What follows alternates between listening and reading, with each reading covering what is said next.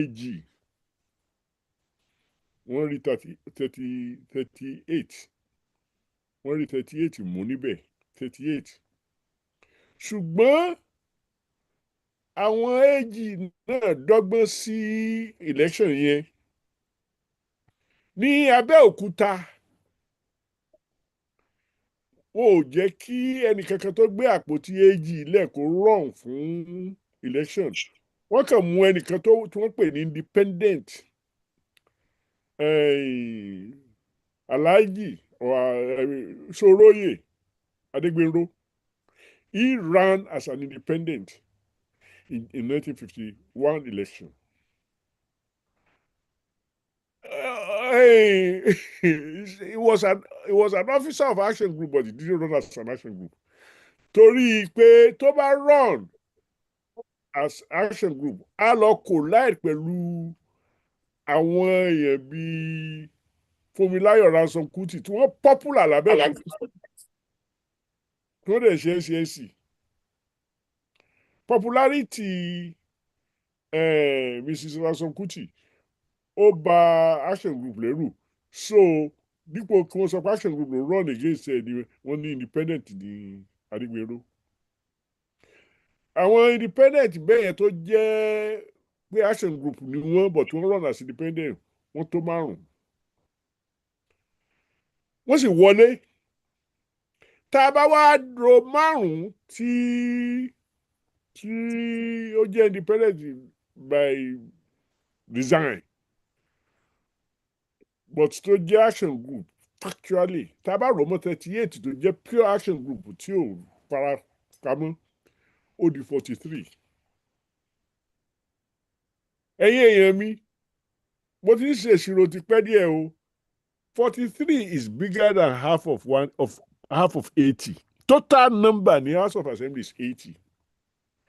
So Awolowo ò need anybody outside of Action Group to form the government of Nigeria, of Western Nigeria in January 1951. Gbogbo tí mo wà ó wà nínú rẹ́kọ̀dù Britain.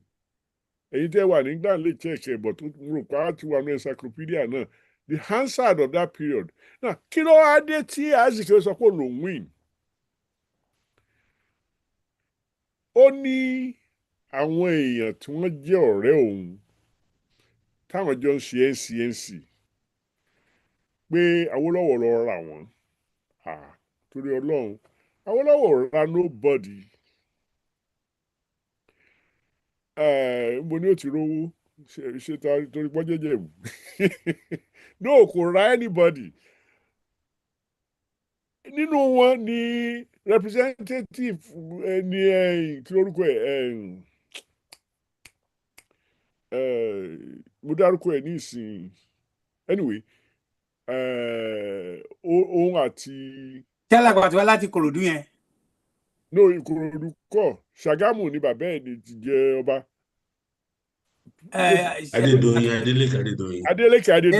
Adédoyin yẹn, okay. Yes. So ni àwọn tí ó bá lọ sí Ṣàgámù ló lọ bá ọba pé ẹ dákun ẹ bá ń sọ fún ọ̀rẹ́ mi mo gbọ́ pé ó fẹ́ mọ bá Awólọ́wọ̀ ṣe pọ̀ adẹ̀jọ́ wà ní NCNC ni bàbá wa sọ fún pé ìjọ wo ni nígbà tí NCNC tó jẹ́ movement as a independence movement yes ẹjọ́ wà bẹ́ẹ̀ ni but níjọ́ tó ti di political party tí ẹ̀dẹ̀ sọ pé ṣèṣìlì tó ń run ó nígbà tí ọ̀rọ̀ délẹ̀ tó sọ pé òun máa join Action Group ṣé nǹkan tó fi join Action Group yẹn ṣé nǹkan tó dáa ni nígbà tó jẹ́ kó wọ́n jọ mọ̀ ṣèjọba ni àbí báwo so bàbá yẹn ò sáré Azikiwe ọ̀rọ̀ dáadáa sọ fún ọba èmi ò lè control ẹ o olómọ nǹkan tó ń ṣe o but ẹ̀yin èèyàn mi Awolowo did not need Adeleke Adedoyin to form the government of Western Nigeria. 43 ti wà ní ọwọ́ ọ̀tún ẹ̀. but ètò jẹ́ kí n gbé gbogbo eléyìí jáde ni pé òyìnbó ló ṣe control election yẹn kì í ṣe lòmíì àwọn òyìnbó ò sì sí bẹ́ẹ̀ fẹ́ràn Awólọ́wọ̀ so only the way you choose your electoral officer matters but election yẹn wá ó lọ. Ìgbà tí wọ́n dé Western House of Assembly ipò tó wà available fún Azikiwe ní Western House of Assembly kò ju opposition leader lọ. Ìdí rẹ̀ ni pé nígbà yẹn Western House of Assembly ló máa yan àwọn èèyàn tó máa rán lọ sí Federal House of Representatives. There was no federal election. There were only parliamentary elections, and each parliament will choose from its rank those that they want to send to Lagos to the House of Representatives. Azikiwe wá ó gbéra Ọlọ́run fẹ́ lọ s'Ékòó to represent the Western region. No, àwọn action group ò gbà. Ní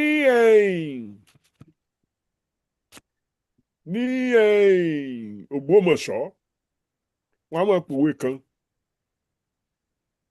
bàbá Ògbómọ̀ṣọ́ lè já mi tó bá jẹ́ pé wọn kì í pàwé bẹ́ẹ̀ o but òwe tí wọ́n máa ń pa ni pé eléèkù ló lọ́bẹ.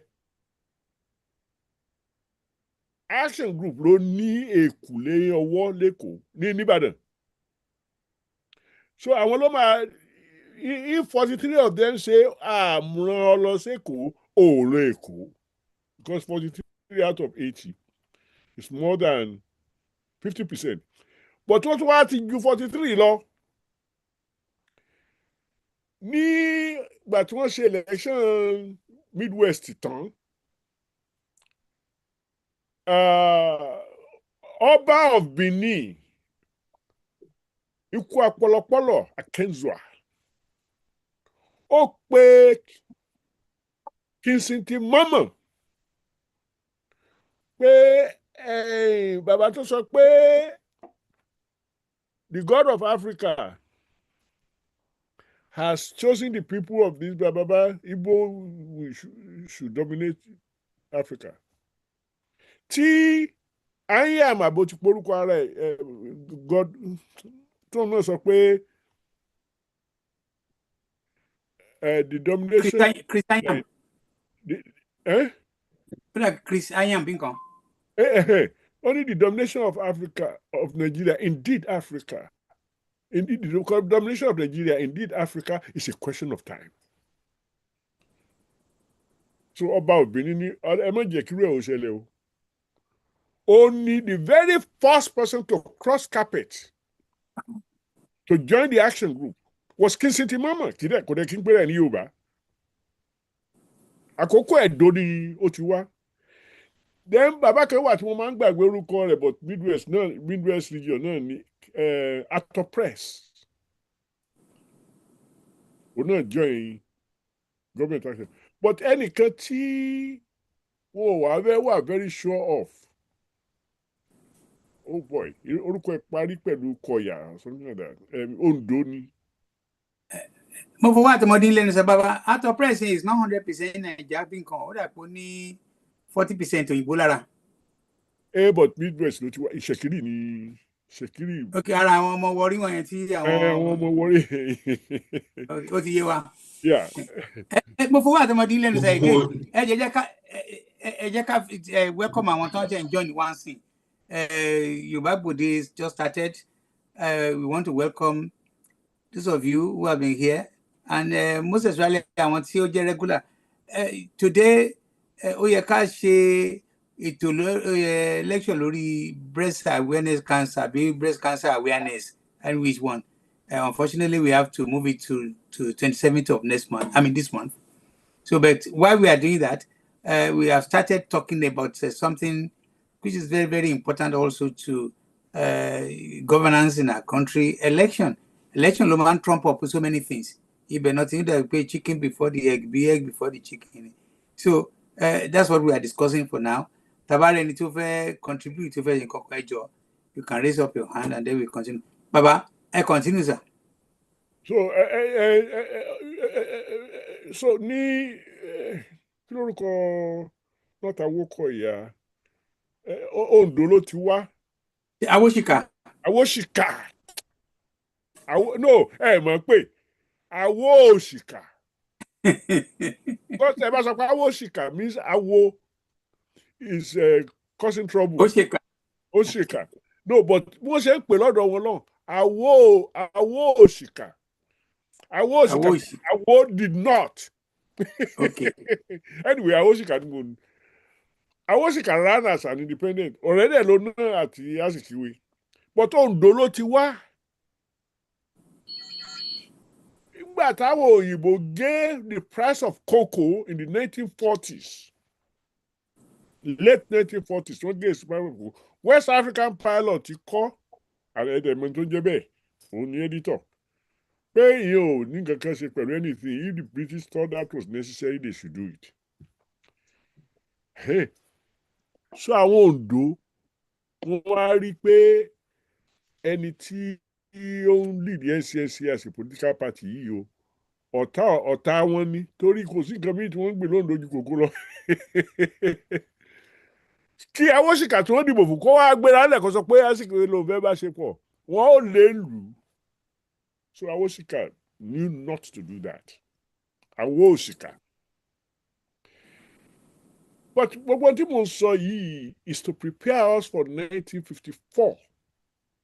The first federal election in 1954. Òyìnbó náà ni ó ti wà in charge o. Òyìnbó ni anything before 1960 òyìnbó ló wà in charge. So ọ̀rọ̀ election yẹn ò kì í ṣọ̀rọ̀ tá a lè sọ pé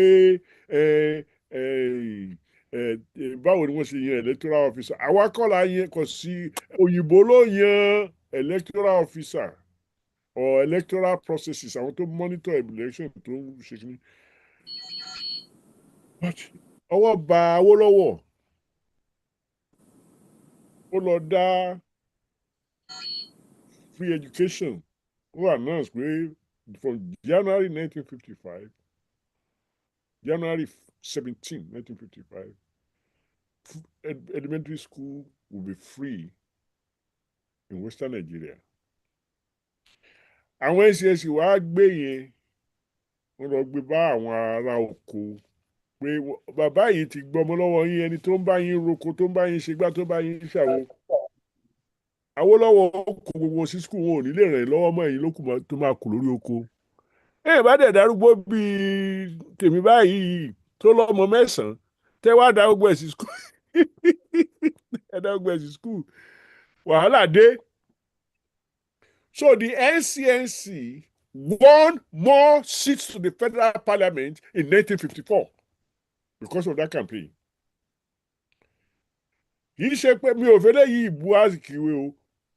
NCNC ni mo sọ pé campaign yẹn olórun in charge government party in Western region did not win enough seats into the federal parliament as what the opposition party in Western region. Ṣẹ́gbọ́n mi. But kò dẹ̀ ṣe tó complain pé nìkan lórí igi ẹ̀ nígbà yẹn nítorí pé a ti rí ìdí ẹ̀ táwọn náà ò fi lè win wọ́n ti lọ lo free education something yẹn. But àwọn náà ò back away from free education kò tó bẹ́ẹ̀ ó ti ń prepare fún láti 1952. So ó wá dìde ó bẹ̀rẹ̀ sí lọ bá àwọn ọba pé ẹ dákun àwọn òmìnira tá a fẹ́ gbà àwọn èèyàn wa gbọ́dọ̀ láwọn èèyàn tó kàwé débi pé wọ́n ó lè ṣèjọba wọ́n ó lè ṣègbà wọ́n ó lè ṣàwo wọ́n ó lè ṣiṣẹ́ oríṣiríṣi a lè jókòó síbi kí gbogbo wọn ya púrúǹtù ká wá sọ pé agbòmìnira ó ṣàbẹ̀rẹ̀ sí campaign bẹ́ẹ̀ yẹn so ńgbà tá a máa ṣe Western Nigeria election in 1956 inú àwọn Yorùbá ti yọ sí Awólọ́wọ̀ àtẹgbẹ́ ẹ̀ torí nǹkan tó ṣe ó ti yé wọn.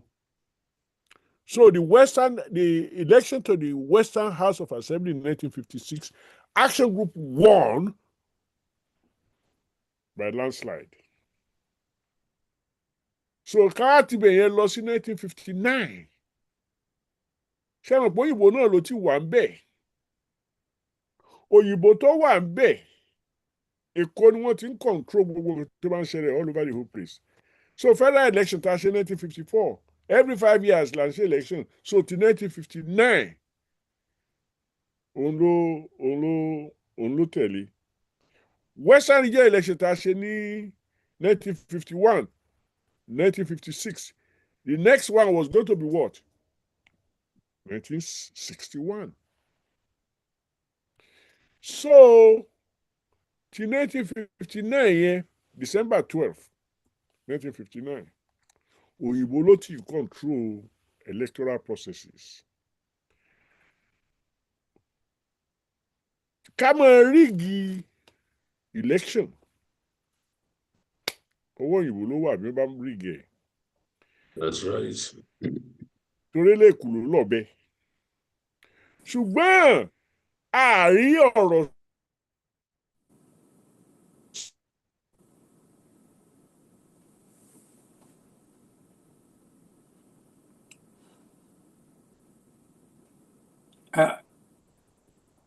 like pé line baba is frozen. Okay.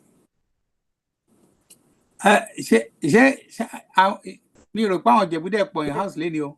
No, weather Canada. No, America làwọn wà àwọn Ìjẹ̀bú mi rò pé wọ́n pọ̀ ní meeting lẹ́ni. Ẹ mú mọ́ weather Canada máa affect wọn bí. Tí bàbá ò bá sí ń bẹ, mo lè take over from here. Ṣé ká lo àpòtẹ fún ọ yìí? Ṣé bàbá ti padà? Bóyá Ọ̀túnba. Ọ̀túnba. No, I take over. Okay. Dr. Ọlọ́pọ̀lọ́ ẹ bóyá continue. Okay, ṣe. A lọ gbẹ̀rọ̀ lọ́wọ́ àwọn bàbá l'Ógbómọ̀ṣọ́. Nǹkan tí ẹ jọ̀ọ́ má bínú, mo ní terrible cold. So tẹ bá rí ojú mi tó ń kọ́ mọ̀nàmọ́ná tó ń pọ́n bí ojú Agége lódò. Ẹ lè sọ yẹn kẹ́ gbẹ́kẹ̀ ìwé pẹ̀lú gbogbo àwọn modern hospital tó wà náà jáǹsì sá. Níbo nìyẹn? Ìgbà tí ìgbà lè treat ara mi fún mò ń padà lọ sí US nìyẹn. Mi ò lọ. Anyway, so ó dẹ̀ kó bàbá ti padà o. Mo wà bí. Okay. Gbọ́ yín tẹ́lẹ̀ ni. Mo ń gbìyànjú pé báwo ni kí ló ń ṣẹlẹ̀ anyway ṣé ń gbọ́ mi báyìí. À ń gbọ́ yín dáadáa. So federal election 1959 yẹn kì í ṣe Adébóyè ló sọ pé wọ́n rígi ẹ̀ kì í ṣe Awólọ́wọ̀ ló sọ pé kí wọ́n rígi ẹ̀ kì í sọ pé Akíntọ́lá ní kí wọ́n rígi ẹ̀ òyìnbó fúnra wọn tí wọ́n rígi ẹ̀ ó ní Harold Smith. Bẹ́ẹ̀ni ó dẹ̀ confirm ẹ̀. Ó dẹ̀ gbé dátà sílẹ̀. Bẹ́ẹ̀ni. Ó confess. So àwa kàn fi gbogbo election yẹn ṣe ẹni mo rántí orin tí àwọn kan kọ́ ń gbà yẹn federal election the last federal election was a tug of war some people were trying to win their seat o bá a kó dáyà ìgbà yẹn ní ọ̀pọ̀lọ́ ẹgbẹ́ tí Kenneth Ozumba Mbadiwe lọ dálẹ̀ tó fi run against Azikiwe kò win seat horo kan ó ní. Ìyá Ìyábọ̀ bá a kó dáyà. So election yẹn wá ó lọ ìgbà tó lọ tán ó ní APC ni wọ́n declare as winner 134 seats in parliament ṣé ń gbọ́ mi 134 seats in parliament with the same number of votes the action group ní western region with only 73 seats. Báwo ni the same number of votes ṣe lè win 134 seats fún ẹnìkan tó máa win 73 fún ẹnìkejì gbogbo wọn ṣe tó fit ẹ̀. NCNC had more seats than either one of those parties but NCNC was not all regional gbogbo western region lè dìbò fún SCNC o but western region náà wọ́n dìbò fún SCNC torí iṣẹ́ mọ̀ pé Yorùbá ò kì í ó pẹ́ ká tó mọ̀ pé ẹ̀yìn kùlé lọ̀tá wà ilé la sì gbé so but by October 1st 1960 asọpá gbòmìnira from then on Nigerians will be choosing the electoral officers, not a colonial government. By 1962, 63, tí ó ṣẹlẹ̀ àti mọ̀ ni wọ́n ti gbé Awólọ́wọ̀ sọ sí ẹ̀wọ̀n àtàwọn ẹmẹ̀wà rẹ̀ Anthony Enahoro ìgbàwo ìkùkù bàbá ṣáàsùn. So ìgbà tí wọ́n máa ṣe now 1960 so ìgbà tí wọ́n máa ṣe census I was at the University of Ibadan then 1963 64 63 64 wọ́n lọ yan ẹnìkan tí wọ́n ń pè ní Esua Esua ó ní census officer tí Abubakar yàn to do the counting. Èmi náà counting agent ni mi ní Pàtẹ́gì. So ìgbà tí mo lọ sí Pàtẹ́gì mo rí wípé a lè ka èèyàn bí wọ́n ṣe ń kà wọ́n ní Western Region. Kí ló ṣe tá a lè kà wọ́n? O ò lè wọ inú ilé kó lọ mọ́ ka àwọn èèyàn tó wà ń bẹ̀. Because ẹlẹ́hàá ni àwọn obìnrin tó wà ń bẹ̀. So ọkọ wọn ló máa bọ́ síta tí ó sọ fún ẹ pé àwọn èèyàn tó wà nínú ilé òun rèé. Ó sì gbọ́dọ̀ mọ kọ́ọ̀lẹ̀.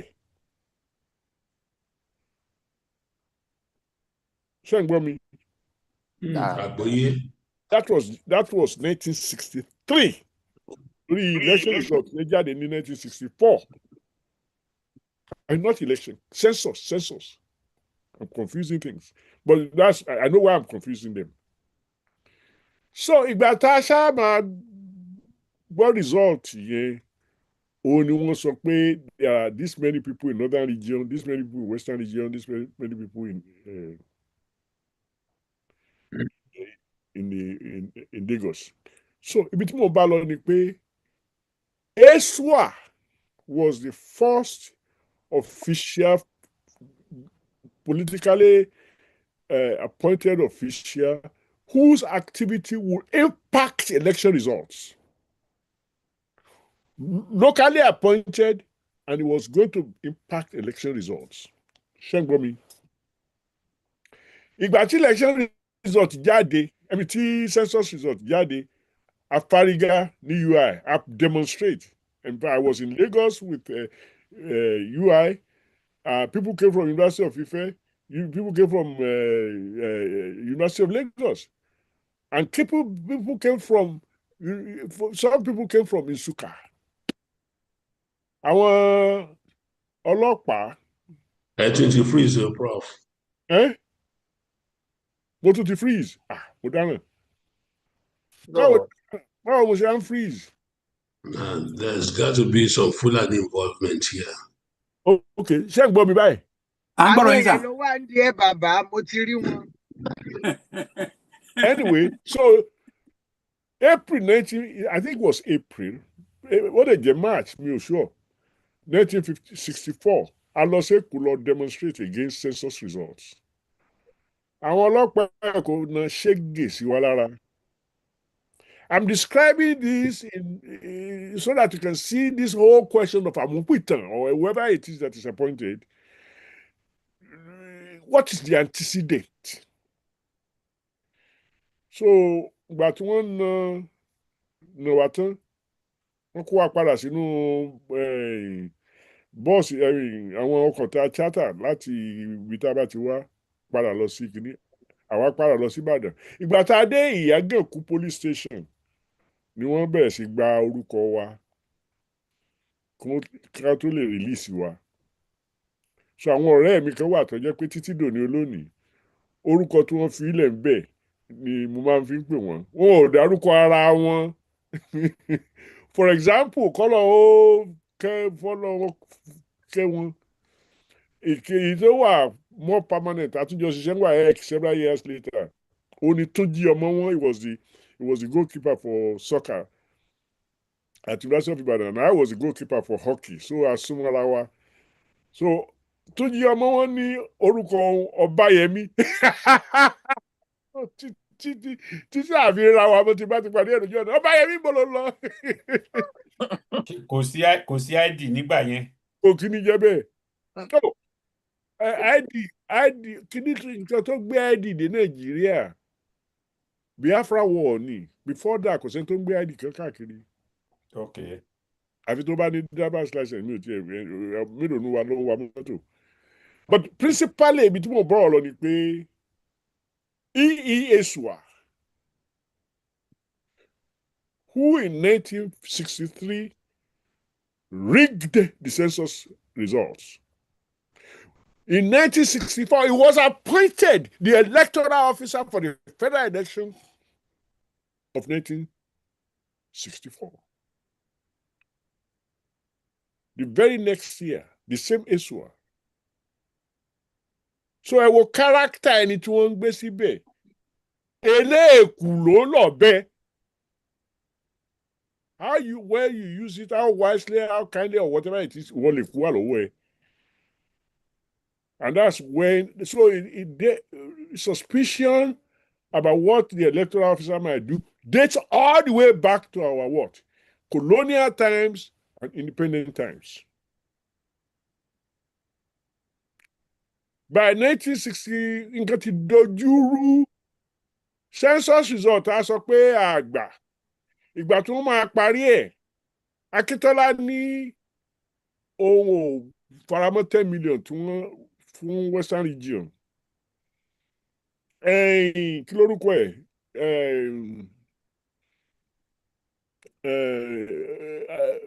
Wọ́n wá fi kún, wọ́n fi 500,000 kún.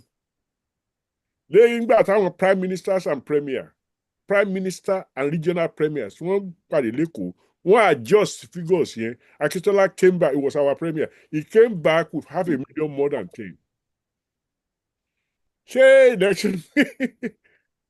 So suspicion ti wà pé wọ́n bá fún wèrè lọ́kọ́, ọ̀dọ̀ ara ẹ̀ ní òrùkù sí.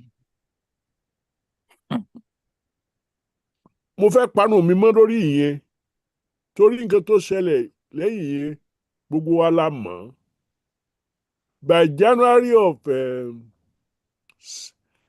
66, January of 1966, well, there was an election in 1965 to the Western House of Assembly. But kì í sọ̀rọ̀ rígì nìyẹn ju pé ìgbà tá a ti mọ̀ pé nǹkan ò ní rọgbọ. Action Group pàdé nílé Awólọ́wọ̀ ní Òkè Àdó. Wọ́n ti dá OPGA sílẹ̀ ní 1964 tí a sọ pé a máa pé tí wọ́n bá máa rígì ẹ̀ kìíní kẹsàn-án lẹ́dẹ̀ ń pàkọ́. Rígì yẹn òun ló jẹ́ káwọn OPGA sọ pé àwọn boycott election. But eléèkú ló lọ́bẹ. Akintola was a member of the alliance NNA, Nigerian National Alliance. Òun ni premier Western Region. So bẹ́ẹ̀ rí ìgẹ̀ o. Bẹ́ẹ̀ bá lẹ́ boycott o. Ìyẹn ò sọ pé election result the Western Region ò ní wà validated. Torí gọ́ọ̀mẹ̀ntì á sọ pé gbogbo kẹta àwọn ọmọ ṣe làwọn ti ṣe everything was free and fair. By January 15, 1966, there was a coup, and the rest of it is what? History. Ẹ ṣé o. History. Kò panu mọ́ o. Baba, ẹ ṣé sà. Yeye, are you there? Okay. Ṣé ààrẹ ní tó fẹ́ fi kún nǹkan tí Prof sọ báyìí? Mo fẹ́ fi kún. Dr. Bí continuation eléyìí tí wọ́n fẹ́ ṣe, àwọn bàbá fún wa ní history election commission or whatever different names sọ pé wọ́n láti prior to independence and until recently. Èmi fẹ́ start láti Second Republic or Third Republic ní tí Ọbásanjọ́.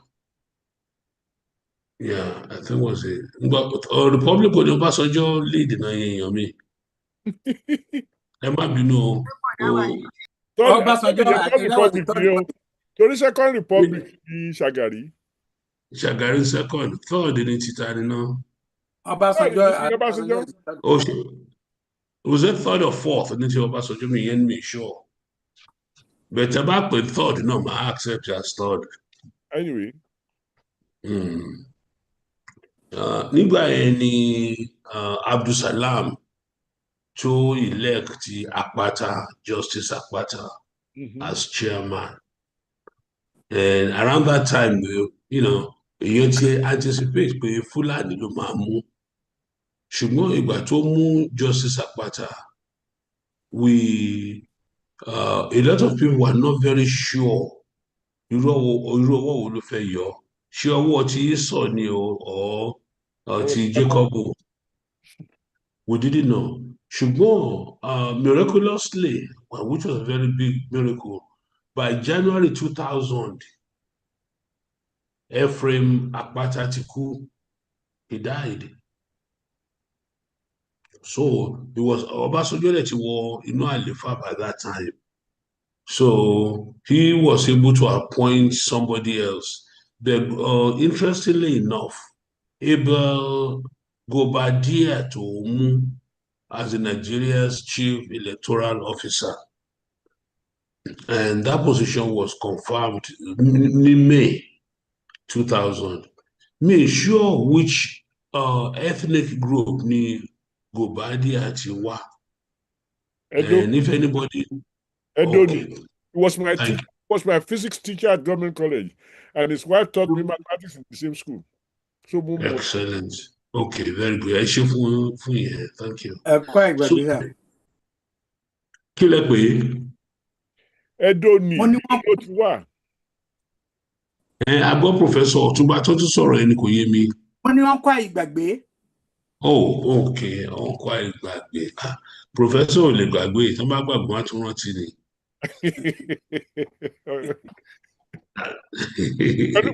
Pẹ̀lú ṣòkòtò mi tíírín. Santirin. So after àtọ́ confam Gobadia ní May 2000, òun ló wà in charge of òun ló wà responsible for 2003 election. And that election was widely known to have been marred by widespread violence and a lot of irregularities. So that's something we need to keep in mind.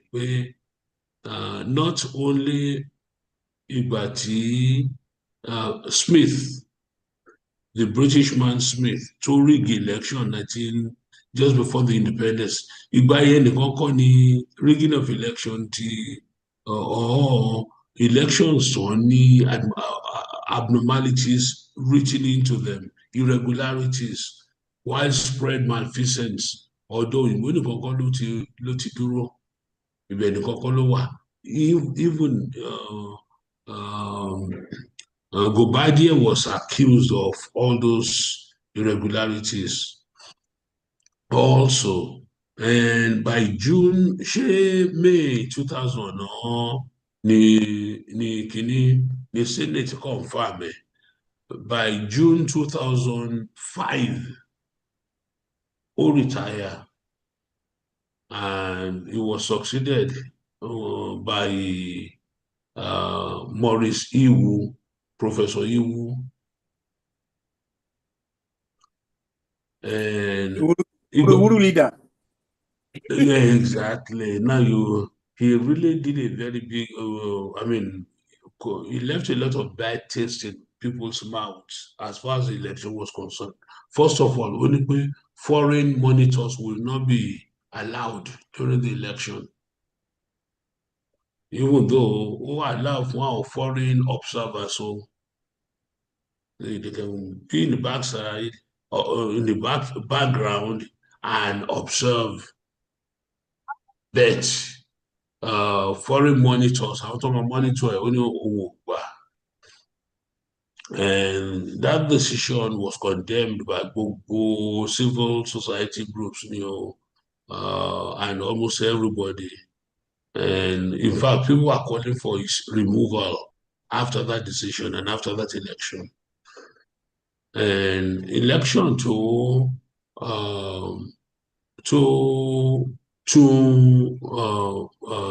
conduct was in 2007. That itself was again criticized by Timani Ketiepoju. And but Ariwo so much to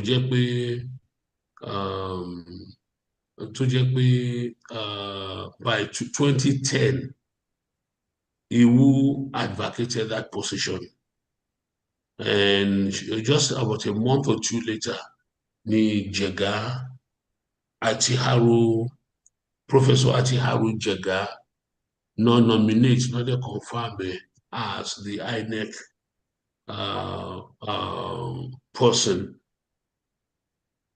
Ìgbà tó ń wọlé, and especially during the 2015 election, Nigerian general election 2015, who faced a lot of fierce criticism, both from the opposition and also from the ruling class, the ruling party. For one reason or the other, he did not garner enough trust among a whole lot of people. And his share April 2010, by June 2015, 5-year term, Tony, because one elect one select for 5-year terms. So when his 5-year term came up in 2015, even though was qualified for reappointment, but the chances for my reappointed became very remote. President Buhari, good luck. There's allegation where Jega was very, very critical towards election outcome from President Goodluck. Now, of course, by the time by the time the last president before Tinubu, Buhari, òun ló appoint Mahmudu Yakubu as INEC chairman. And prior to that, there had been an interim person, Amina Bala Zakari, yet he acts as an interim chairman. So, but when Yakubu came on, he took over office from him, and this Yakubu himself was succeeded by Agbamuche Mbu, who was a acting person. She was in the acting position. Ìgbà tí mo ti rí orúkọ ẹ̀ ní about a week or two ago, inú mi ti dùn bóyá a máa lè fi obìnrin ṣe chairman. Ṣùgbọ́n she was in an acting position, and just a few days ago, ni wọ́n wá choose man to one Belsi, Professor help me pẹ̀lú orúkọ ẹ̀ o. Amupitan from Kogi State. Yes. Amúpìtàn. Mi kì í ṣe ò bí mọ̀ bóyá wọ́n ṣe ń pè l'Ógbómọ̀ṣọ́ nìyẹn o. ìbọn ṣe bá lọ lè pè ń jẹ̀bù. Àmúpìtàn. ẹ fi ti Ìjẹ̀bú lẹ̀ báwọn náà ti ń pè l'Ógbómọ̀ṣọ́. Àmúpìtàn not àmúpìtàn. Amúpìtàn, ẹ ṣeun.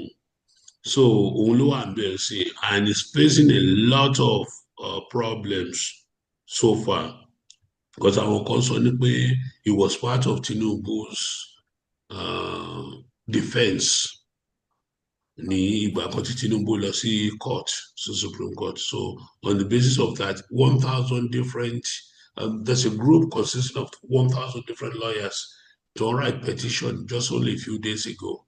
One said it's Tinubu, one said it's the House. But this man should not be. But what the decision of the House will be, we'll have to wait to see. So that's the brief history from 1999 until 2025 for chairmanship of INEC. Back to you, Otuba. Sir, thank you for the additional robust information. Let me now go to Baba Bankole. Baba Bankole, ṣé wà ńbẹ̀, sir? Mo wà ńbẹ̀ o. Ẹ̀yin ló kàn, sir. Okay. Well, ẹ̀yin ló kàn. Mo fẹ́ béèrè question ni. Kì í dẹ̀ ṣe question náà as such. Mo ti sọ observation yìí nígbà kan rí, but ọ̀rọ̀ tí bàbá sọ ló jẹ́ kó tún wá sí mi lọ́kàn. Wọ́n nígbà táwọn lọ sí Patigi ọba ọ̀nà ṣe pé Patigi ńgbà yẹn láti lọ ṣe enumerator náà ń pè ńgbà yẹn àbí bàbá enumerator. Mo rántí gbogbo orin tí Akíntọ́lá máa ń kọ nígbà yẹn nípa census yẹn, torí ó dàbí pé census yẹn ó mọ́mú lọ́yàn ẹ̀ gan nígbà yẹn nígbà tó fẹ́ ṣe torí yeah. So ohun tí àkíyèsí tí mo ní ni wípé àwa Yorùbá a máa òun náà la dẹ̀ ń ṣe ń sè. Èmi ò ní kò dáa pé ká wà of integrity, ká wà honest, ká ṣe gbogbo ẹ̀, ṣùgbọ́n ó yẹ ká wo what environment are we operating in.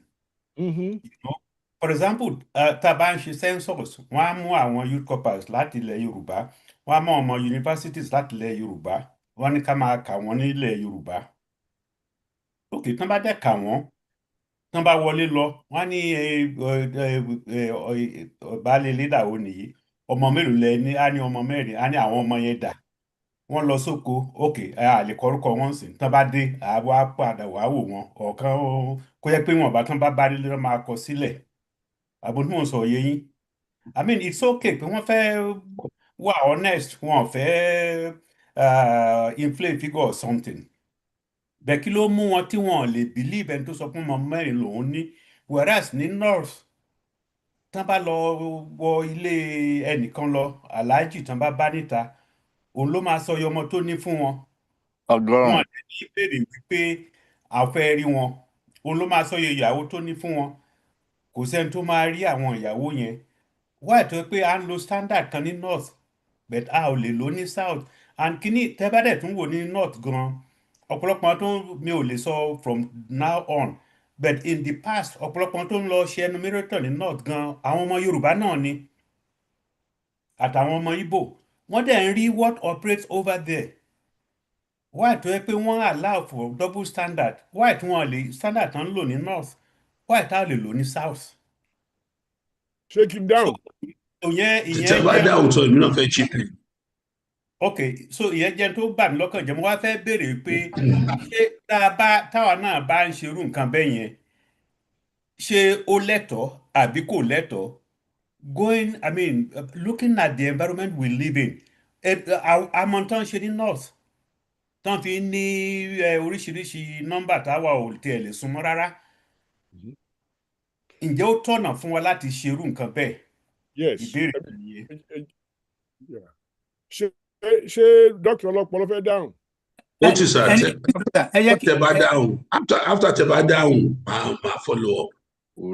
Prof, ẹni sùn ṣé bàbá Bankole ṣe ti àbíkẹ́ consular interject? Mo fẹ́ ká dáhùn ìbéèrè yẹn sà. Okay, sir. Prof, ó yá ẹ go on, sir. Eh,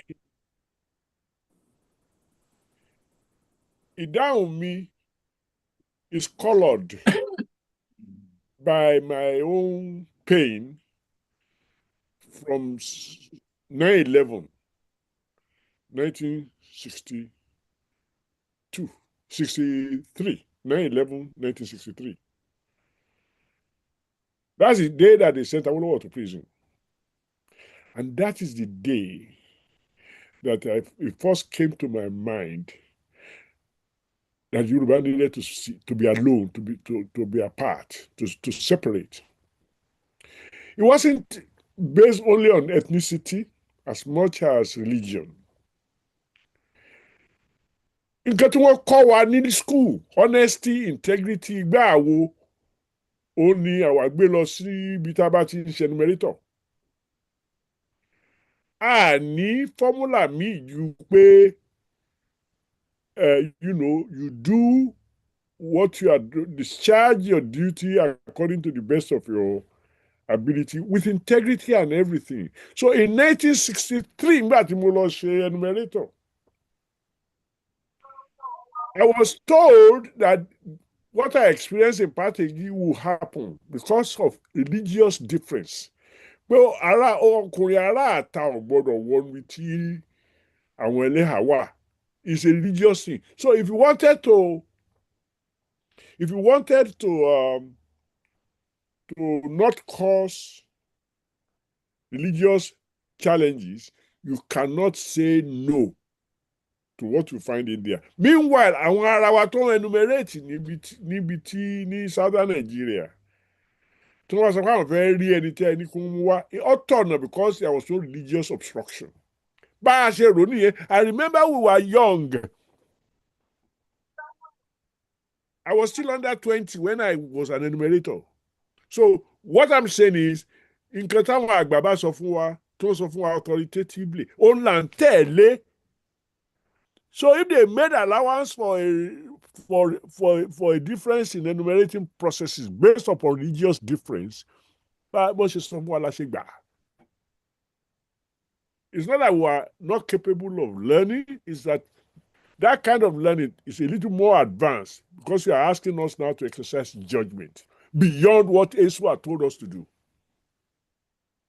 Check for me. I'm not saying it's right or wrong. I'm explaining why it happened that way. Ẹ ṣe gan-an ni. Ṣé rí nǹkan tí bàbá sọ, ó demonstrate ni pé there's not a single country called Nigeria. There's a single geographical expression. Cultural, spiritual development of people in different parts of the country is different. Whereas àwọn ọmọ wa gẹ́gẹ́ bí ọmọ tó kọ́ ní ilé ọmọlúwàbí kò ní gbọ́ àgbà lẹ́nu, á dẹ̀ assume ni pé they are telling the truth.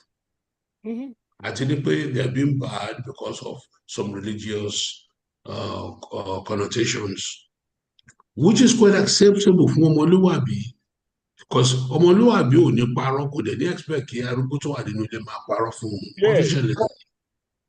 But these rascals up north know how to lie. They will lie through their teeth, tell you there are 6 fingers on their hand. Wọ́n dẹ̀ máa wò, wọ́n dẹ̀ máa sọ, wọ́n máa parọ́. But inú mi wá dùn pé èèyàn kan wà tó ń pè ní Mr. Equalizer in the person of Bola Tinubu. Ó ti change the tax structures in Nigeria sí yìí. Tí wọ́n pé ìwọ tó bá ní ọmọ márùn-ún lè tó parọ́ pọ̀ ọmọ mẹ́wàá, nǹkan tó máa pé ẹ láyé àtijọ́ nígbà Smith o títí dé last oríṣẹ́tìlẹ̀ o, á pé ẹ láti parọ́. Ṣùgbọ́n pẹ̀lú new tax structure, you are liable for more taxation. So ẹ máa parọ́, ẹ parọ́. Your lie is going to be reflected in taxation. So Nǹkan tí bàbá sọ was very correct. It's just an example of one of the numerous examples. Sir, make ni pé we don't belong to the same space. Oh. Ayato. Ah, ẹ ṣe sà. ẹ dákun ẹ jẹ́ kí n gbélé yìí kún. Why Okay, is sir. it that ṣebí Muslim náà wà ní Southern Nigeria, Western Nigeria? Now, àwa ò rí ibi tí ìgbàgbọ́ àtìmọ́lé ti ń gbóra wọn lẹ́nu nílẹ̀ Yorùbá. About 50% of people who are related to me are Muslim. The other 50% Christian. But all 100% of them Yoruba. And then you go to Ijebu-Ode and you see that Timothy àti Jimoh, they are from the same home. Odutola. Ìmọ̀lẹ̀ ni Jimoh. That's Jimoh. Ìgbàgbọ́ ni Timothy. Inú àdúgbò kan náà ni gbogbo wọn jọ nílé sí ní Ìjẹ̀bú-Òde. Obìnrin tó bá lọ fẹ́ Timothy, ó mọ̀ pé òun wà under the control of Jimoh torí Jimoh làgbà. Àwọn Ìjẹ̀bú gbọ̀ngàn ló mọ̀ kọrin báyìí wípé obìnrin tí ó bá mọ̀ ìyà kórè lé Timothy, Jimoh ó fojú ẹ̀rí mọ́ bó. In other words, interaction between Muslim and Christian was more familiar and Yoruba than the divisor. So tàbá wa lọ sí dọ́là níjọ tá a rò pé bí Mùsùlùmí ilẹ̀ Yorùbá náà ni Mùsùlùmí ibẹ̀ yẹn ní àparọ̀ tọ́ra wa jẹ ni. Although we didn't know any better. Sir, to confirm what you are saying, all along, even ní time MK Abiola, pẹ̀lú gbogbo gudugudu méje àmẹ́fà tó ń ṣe fún wọn náà, they still don't acknowledge his Muslim clinical as authentic. Kèfèrí. That's their concern. Kafri. So what are we talking about? Kafri. Baba, yes. Baba Bankole, you want to continue before we take? Inú mi dùn fún èsì tí bàbá pè àti ti bàbá Oyèfúlẹ̀ láti Ìjẹ̀bú torí Ìjẹ̀bú náà ti ń bá wa sọ̀rọ̀ báyìí fún àǹfààní ẹ̀yin tẹ́ ò bá mọ̀. Bàbá Oyèfúlẹ̀ wọn sí l'Amẹ́ríkà, wọ́n ní wọ́n lọ fún vacation torí Trump, so wọ́n wà ní Ìjẹ̀bú báyìí. Ìjẹ̀bú apòsì. Ọ̀nà ṣe gẹ̀fìlà. So inú mi dùn fún àwọn tẹ́ ẹ sọ. Gẹ́gẹ́ bẹ́ẹ̀ dẹ̀ ṣe tún wá sọ létà pé ìgbà àbí Mùsùlùmí wa, ẹ̀sìn Mùsùlùmí wa ní ìsàlẹ̀ ní South ó yàtọ̀ sí ẹ̀sìn the way táwọn ń ṣe ní North lọ́hùn. Nísàlẹ̀ àwa ò gba wèrè mẹ́sìn. Ẹ̀yin rí i pé kán lu ẹnìkan rí ní South pé ó bú Muhammad àbí ó sọ ó blaspheme or ó ṣe anything, ẹ lè rí gbọ́. No. Pé a wọnú ara wa, so à ń bọ́ra wa yé, a ti gbà wípé ìgbàgbọ́ ò ní ká má ṣàwò àbí ìgbàgbọ́ ò ní ká má ṣọ̀rẹ́. Àwọn ni wọn mọ̀ lókè ọ̀yà pé ìgbàgbọ́ ò ní ká má ṣe ọ̀rẹ́. But ohun tí mo wá fẹ́ béèrè ni pé inú mi dẹ̀ dùn pé ẹ sọ pé bọ́n ṣe kọ́ wa nílé ni pé ká má ta àgbà lẹ́nu number one. Tó bá sọ pé ọmọ mélòó lẹ́ni ọmọ mélòó, but à ń ta wá lẹ́nu nísàlẹ̀. But knowing what we know today, how would we want our youths tó ń lọ fún enumeration assignments? How would you want them to engage with citizens? For example, ní South Imbi, well, Baba Oyèfúlẹ̀ ń sọ pé new tax system, bóyá ìyẹn will be a game changer, I don't know. But let's forget the tax system. How would we expect our youths to engage with citizens when they go for enumeration? Pé bàbá ọmọ mélòó lẹ ní, ọmọ mẹ́fà mo ní, ṣé mo lè rí wọn? Ìyàwó mélòó lẹ ní, ìyàwó mẹ́ta, àwọn dà. Ǹjẹ́ a lè sọ pé ká skip yẹn ká dẹ̀ máa gbàgbọ́ gẹ́gẹ́ bọ́n ṣe ń gbàgbọ́ lókè ọya? Ǹjẹ́ a lè ṣe? àbí ṣé tá a bá ṣe yẹn ṣé ó mú wa ní òpùrọ́. Kò lè ṣeé Ìbéèrè ṣe mi sà. nìyẹn o bàbá, ẹ̀yin mo darí ọ̀rọ̀ mi sí o. Ok bàbá bóyá ẹ jọ̀ọ́ ṣé ẹ rí kọ́lọ́wọ́ ṣàánú ẹni nǹkan tí mo rí ní mo ṣiṣẹ́ fún ìgbà kan ní Federal Office of Statistics lẹ́kọ̀ọ́ ìgbà yẹn mo rí àṣírí data collection ìgbà tí wọ́n bá fún yín ní nọ́mbà tí wọ́n ń fẹ́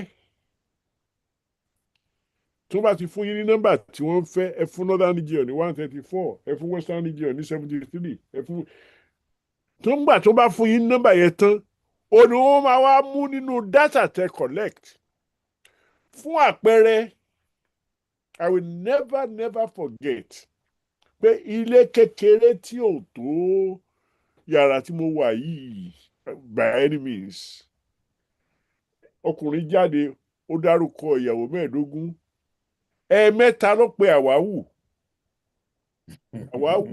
àmínà ìgbàwo ó ṣàdárúkọ àwọn ìyàwó yẹn ìgbà tó bá run out of a name àtúndárúkọ á repeat tó ti ṣe gbogbo ẹ̀wọ̀n ẹ̀kọ́lẹ̀ but kò sẹ́ni tó ń lo ìyẹn until they have decided what figure they are going to give to each region ìgbà yẹn ni wọ́n máa wá support ẹ pẹ̀lú what orúkọ tó wà ń bẹ̀ in other words àká o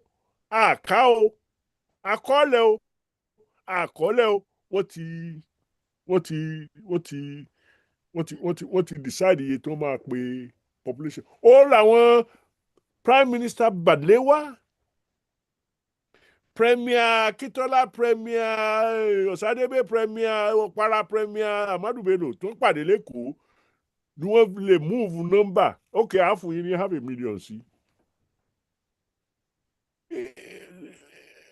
It takes me all the way back to my disillusion, whatever you want to call it, September 11.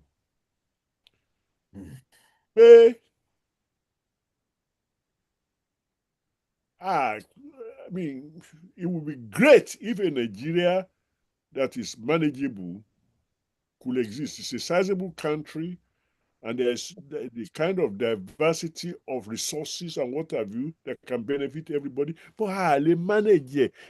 How they manage the cultural diversity to one bit? Cultural diversity, yeah. Almost àwọn kan di òkúrọ̀. Indeed, bàbá Ògbómọ̀ṣọ́, àwọn Fúlàní ń pe kinní kan ní takia. Wàá parọ́ to achieve your goal as a Muslim. Lọ́dọ̀ wọn ni o, wọ́n ò tó bẹ́ẹ̀ ní gbọ̀ngàn o. bẹ́ẹ̀ sà. Ọmọlúwàbí ló máa catch pẹ̀lú wọn before they even remember anything called takia. Because culture tí wọ́n nílẹ̀ Yorùbá. Tí ìdáhùn ìbéèrè mi bàbá. Okay, ìbéèrè mi ni wípé in view of all these things that we know today, tó bá máa ṣe census lọ́la, ṣé a gbà pé káwọn ọmọ wa tó bá ń káyàn nílẹ̀ wa ká máa sọ pé àwọn fẹ́ verify whatever number tí head of household tó bá fún wọn àbí kankan kọ sílẹ̀, knowing very well pé kò rí bẹ́ẹ̀ lókè lọ, even though anyone lo figure tá a kọ sílẹ̀ fún wọn. Bẹ̀ ṣé kán gbà pé mo láti rí kí n tó kọ sílẹ̀. Wọ́n lè sọ pé àwọn láti rí tíjà bá dẹ̀ bẹ́ẹ̀ tó ń bẹ́ àwọn ọmọ ọlọ́mọ lórí we will have to worry about that too. No, tí bàbá ìbéèrè mi ni wípé ká ní wọ́n yàn yín gẹ́gẹ́ bí ká ní wọ́n yàn yín gẹ́gẹ́ bí commissioner for census ní Ọ̀ṣun state lónìí, ẹ̀yin lẹ wà in charge Ọ̀ṣun state, answerable to the man tó wà ní Abuja. Okay. Tẹ bá ń train àwọn ọmọ yín tó máa lọ sí field. Yes. Kí lẹ máa sọ fún wọn? Tẹ́lẹ̀ ni pé Yorùbá ni gbogbo wọn tó wà ń bẹ̀. nǹkan tí wọ́n sọ fún mi ní 1963 lèmi náà máa sọ fún wọn pé ẹ gbọ́dọ̀ ẹni tẹ́ bá kọrúkọ rẹ̀ lẹ̀ ẹ gbọ́dọ̀ rí ó jẹ́ Oh jẹ́ God. nǹkan tí mo máa sọ àti níbi lọ because I'm not going to I'm going to be afraid. àti bàbá mo sorry láti disagree pẹ̀lú yín àti Eh. níbi rè unless tá bá ní Yorùbá nation tiwa ló kù ṣùgbọ́n tó yẹ pé a fẹ́ máa fòtítọ́ báwọn ará bíi lò níbi rè ní Nàìjíríà òótọ́ ọbẹ̀ nìyẹn bàbá. If I'm teaching people to do something, I will teach them the right thing to do. Yeah. I mean, it will be fortunate Uh-huh. if I end up falsifying information. No, kò ń ṣe Oh my God. falsification ni bàbá. Ó dà pé alàgbà tún jí kalẹ̀ jáde Ẹjọ́ mo fẹ́ thank you. ara yẹn ṣe wọ́n Hold on, sir. Hold on. A quick one before alàgbà Túnjí. Prof, mi mọ̀ bóyá níran yín pé ìgbà táwa kéré gan, the most popular city or place ní Nigeria is Ibadan. Am I right, sir? Gbogbo West Africa. In West Africa. From nowhere, ara àwọn dìbákù kan tán changes ṣe ní Gùzó tí overtake population Ìbàdàn sí. Just to show you. Tẹ́ bá dẹ̀ wo Ìbàdàn lénìí, tẹ́ bá wo square footage Ìbàdàn lónìí, ó fẹ́ tó 10 times tó wà 15 years ago. A ti rin bí 6 hours láàrin náà tìgbà tí ìkan náà general kan kú tí a lọ bá wọn. A dẹ̀ ń lọ kò sí nǹkan kan gbogbo tí àárín níbẹ̀ hot abúlé ni àwọn abúlé yẹn kan pa màálù nìkan ló wà ń bẹ̀. Gbogbo ọ̀nà dẹ̀ comment. We cannot continue. If you are looking for political outcome, no matter what I train the enumerators to do, the political power will do what they want.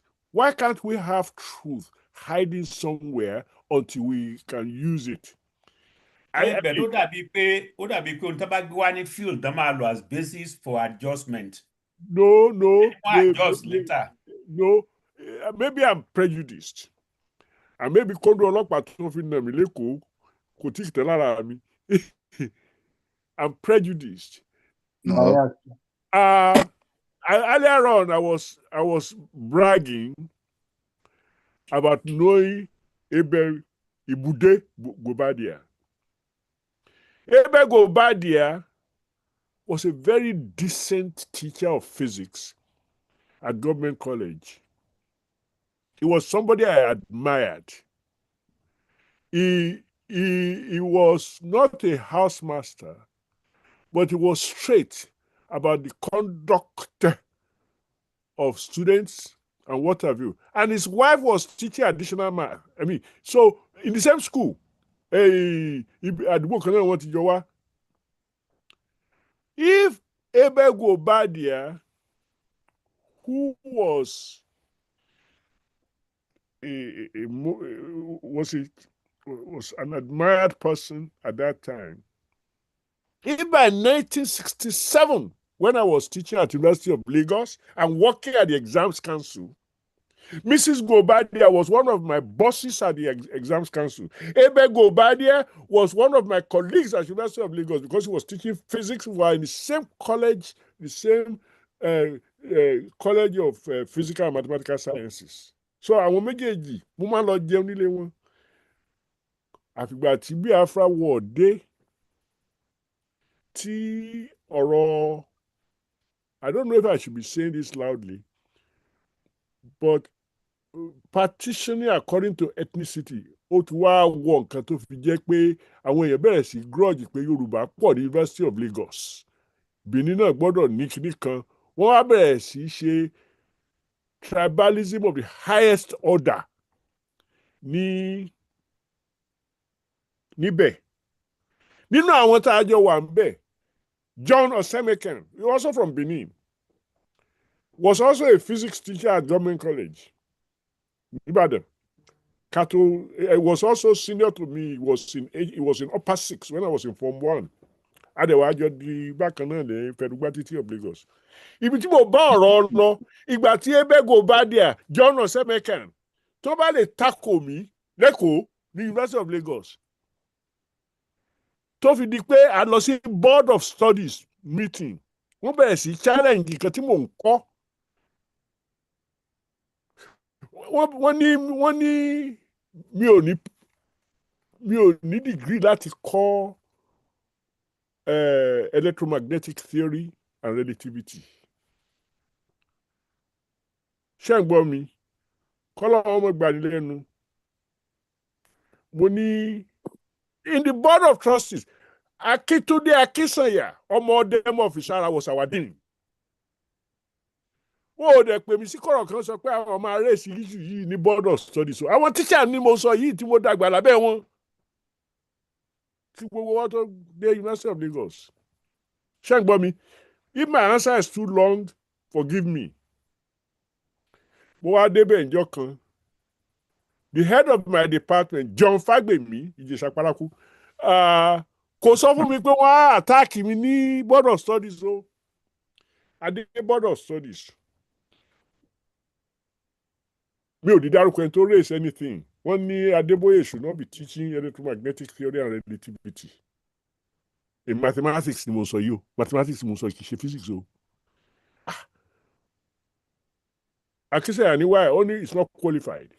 Àwọn táwọn wà ní physics làwọn lè kọ́ yẹn. Ṣé ń gbọ́ mi? Báwo lẹ ṣe máa kọ́ ni wọ́n bá pe Fagbemi, that's your department, what do you have to say about it? Fagbemi sì mọ̀ mí. Ó ní no, it's not about me. The person they are talking about is Adébóyè. Let him answer. Adébóyè bá dàlúrú.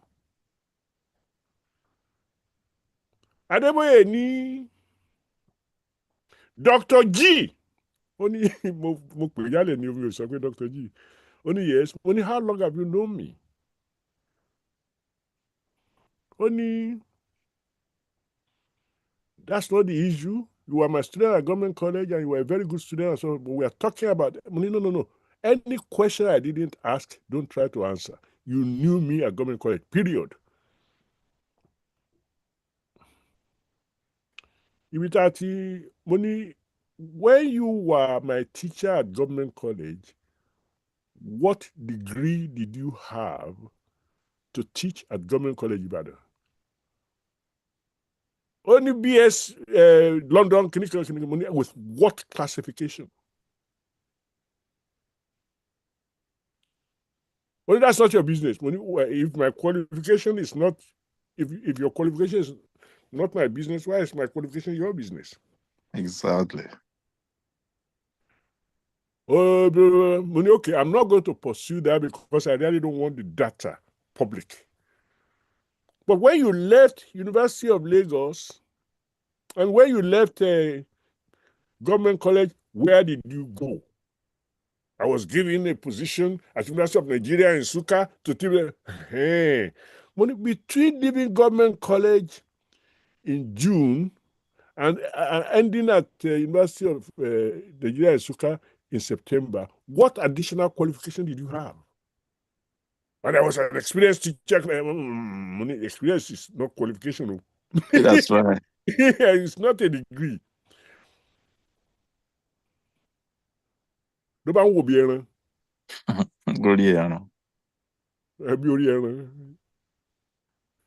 was not proud of myself at all for the kind of thing that I was forced to do. I was very sad that I had to do it to somebody that I used to love and respect. The electoral officer, I could forecast that in 1967. But it doesn't change the rightness of truth and normality. I'm sorry that I've cornered to even say what I've just said. I'm saying, Taba ṣe wùrùwùrù tá a jáde nínú ẹ̀. Níjọ́ tíjọba bá dọ́wọ́ tàwa náà. I need to correct anything because wùrùwùrù tí a sọ pé a gbọ́dọ̀ ṣe yẹn It wouldn't change. People get addicted to what they do. But that may be a difference of perspective between you and me, because over kásá olè ajẹ́wọ́ tí Nàìjíríà bá pín lọ́la tí Yorùbá ń dá tiẹ̀ ṣe ní rí omi kankan lójú mi.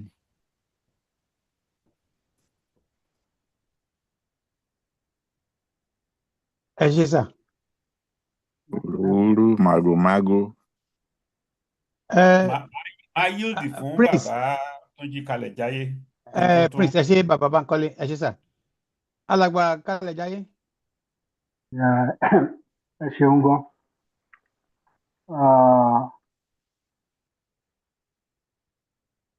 Mo fẹ́ gbẹ́dùn lọ́wọ́ Dr.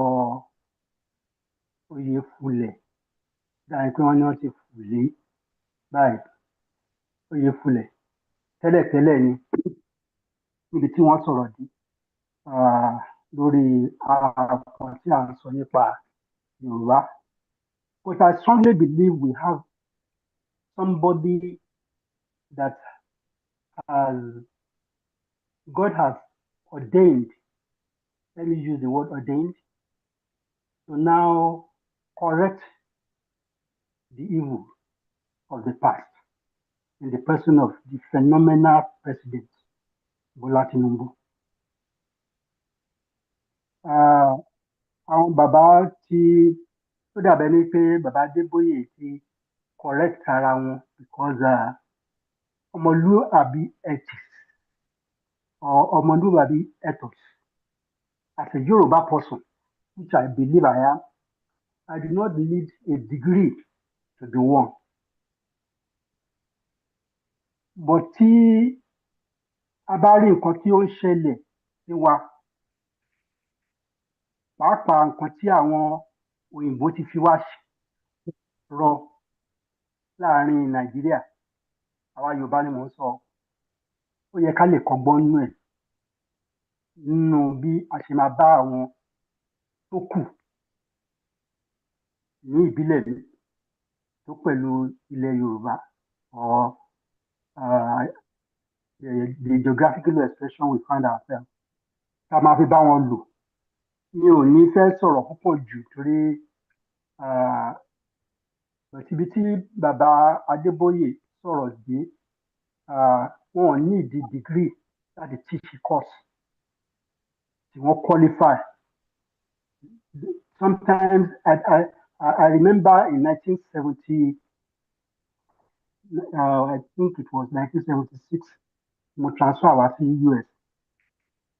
My professor in philosophy was an Indian, bachelor's degree dẹ̀ lóní, and is the best professor I ever had that taught that class. Sometimes academic qualification, bó ṣe dáa tó ní ọ̀pọ̀lọpọ̀ ìgbà, even in academic field, it doesn't require pé a gbọ́dọ̀ ní PhD to teach a class. I think Dr. Adeboye also supported that in his presentation. So moving forward, mo rò yí pé ẹ ṣe àkíyèsí pé mi ò kí fẹ́ máa sọ̀rọ̀ lórí but irú occasion báyìí ó dàbẹ̀ ní pé nǹkan tó ń ṣẹlẹ̀ ládùúgbò tó ń ṣẹlẹ̀ ní sàkání mi ó ta mí jí láti contribute sí nǹkan tí à ń sọ. Yorùbá ni wá, a máa hùwà bí Yorùbá. But ọ̀rọ̀ Yorùbá náà ni pé a ti dé ibi tí obìnrin ti ń lọ orò kórò tó jáde. Òwe ni mo pa mi ní péyàn. Ẹ ṣé. Ẹ ṣé alàgbà Kalẹ̀. Do we have any other person who want to contribute? We are talking about election in Nigeria.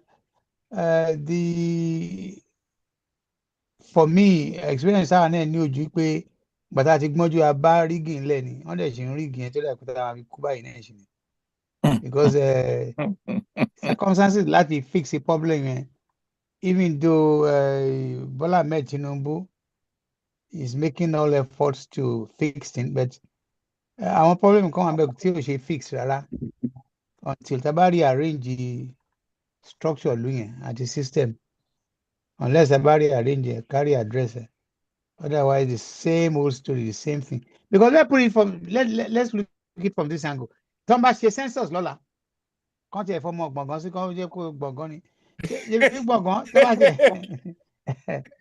tó bá kà wọ́n pé ní tó bá kà wọ́n pé ẹ̀wẹ̀ tó bá kà wọ́n pé ní south west tẹ bá sì débi tó ń pè ní anywhere in the north ó máa di òwe pé tọmọdé bá débi ẹrù máa bá tí wọn bá yẹ kẹ wọnú níwá níyàwó mẹ́fà lòún nílé ìyàwó and an average Hausa àti Fúlàní kò sí bá a ṣe gbọ́n tó ní south west ọgbọ́n tí wọ́n gbọ́n òun náà fi ń kó wa ní tí wọ́n fi ń kó àwọn who is school ní south west náà fi ń kó wa lọ́bẹ̀ jẹ based on ni pé a fẹ́ balance a fẹ́ wà papọ̀ ni. So at the end of the day, we can have this discussion for the next 10 years.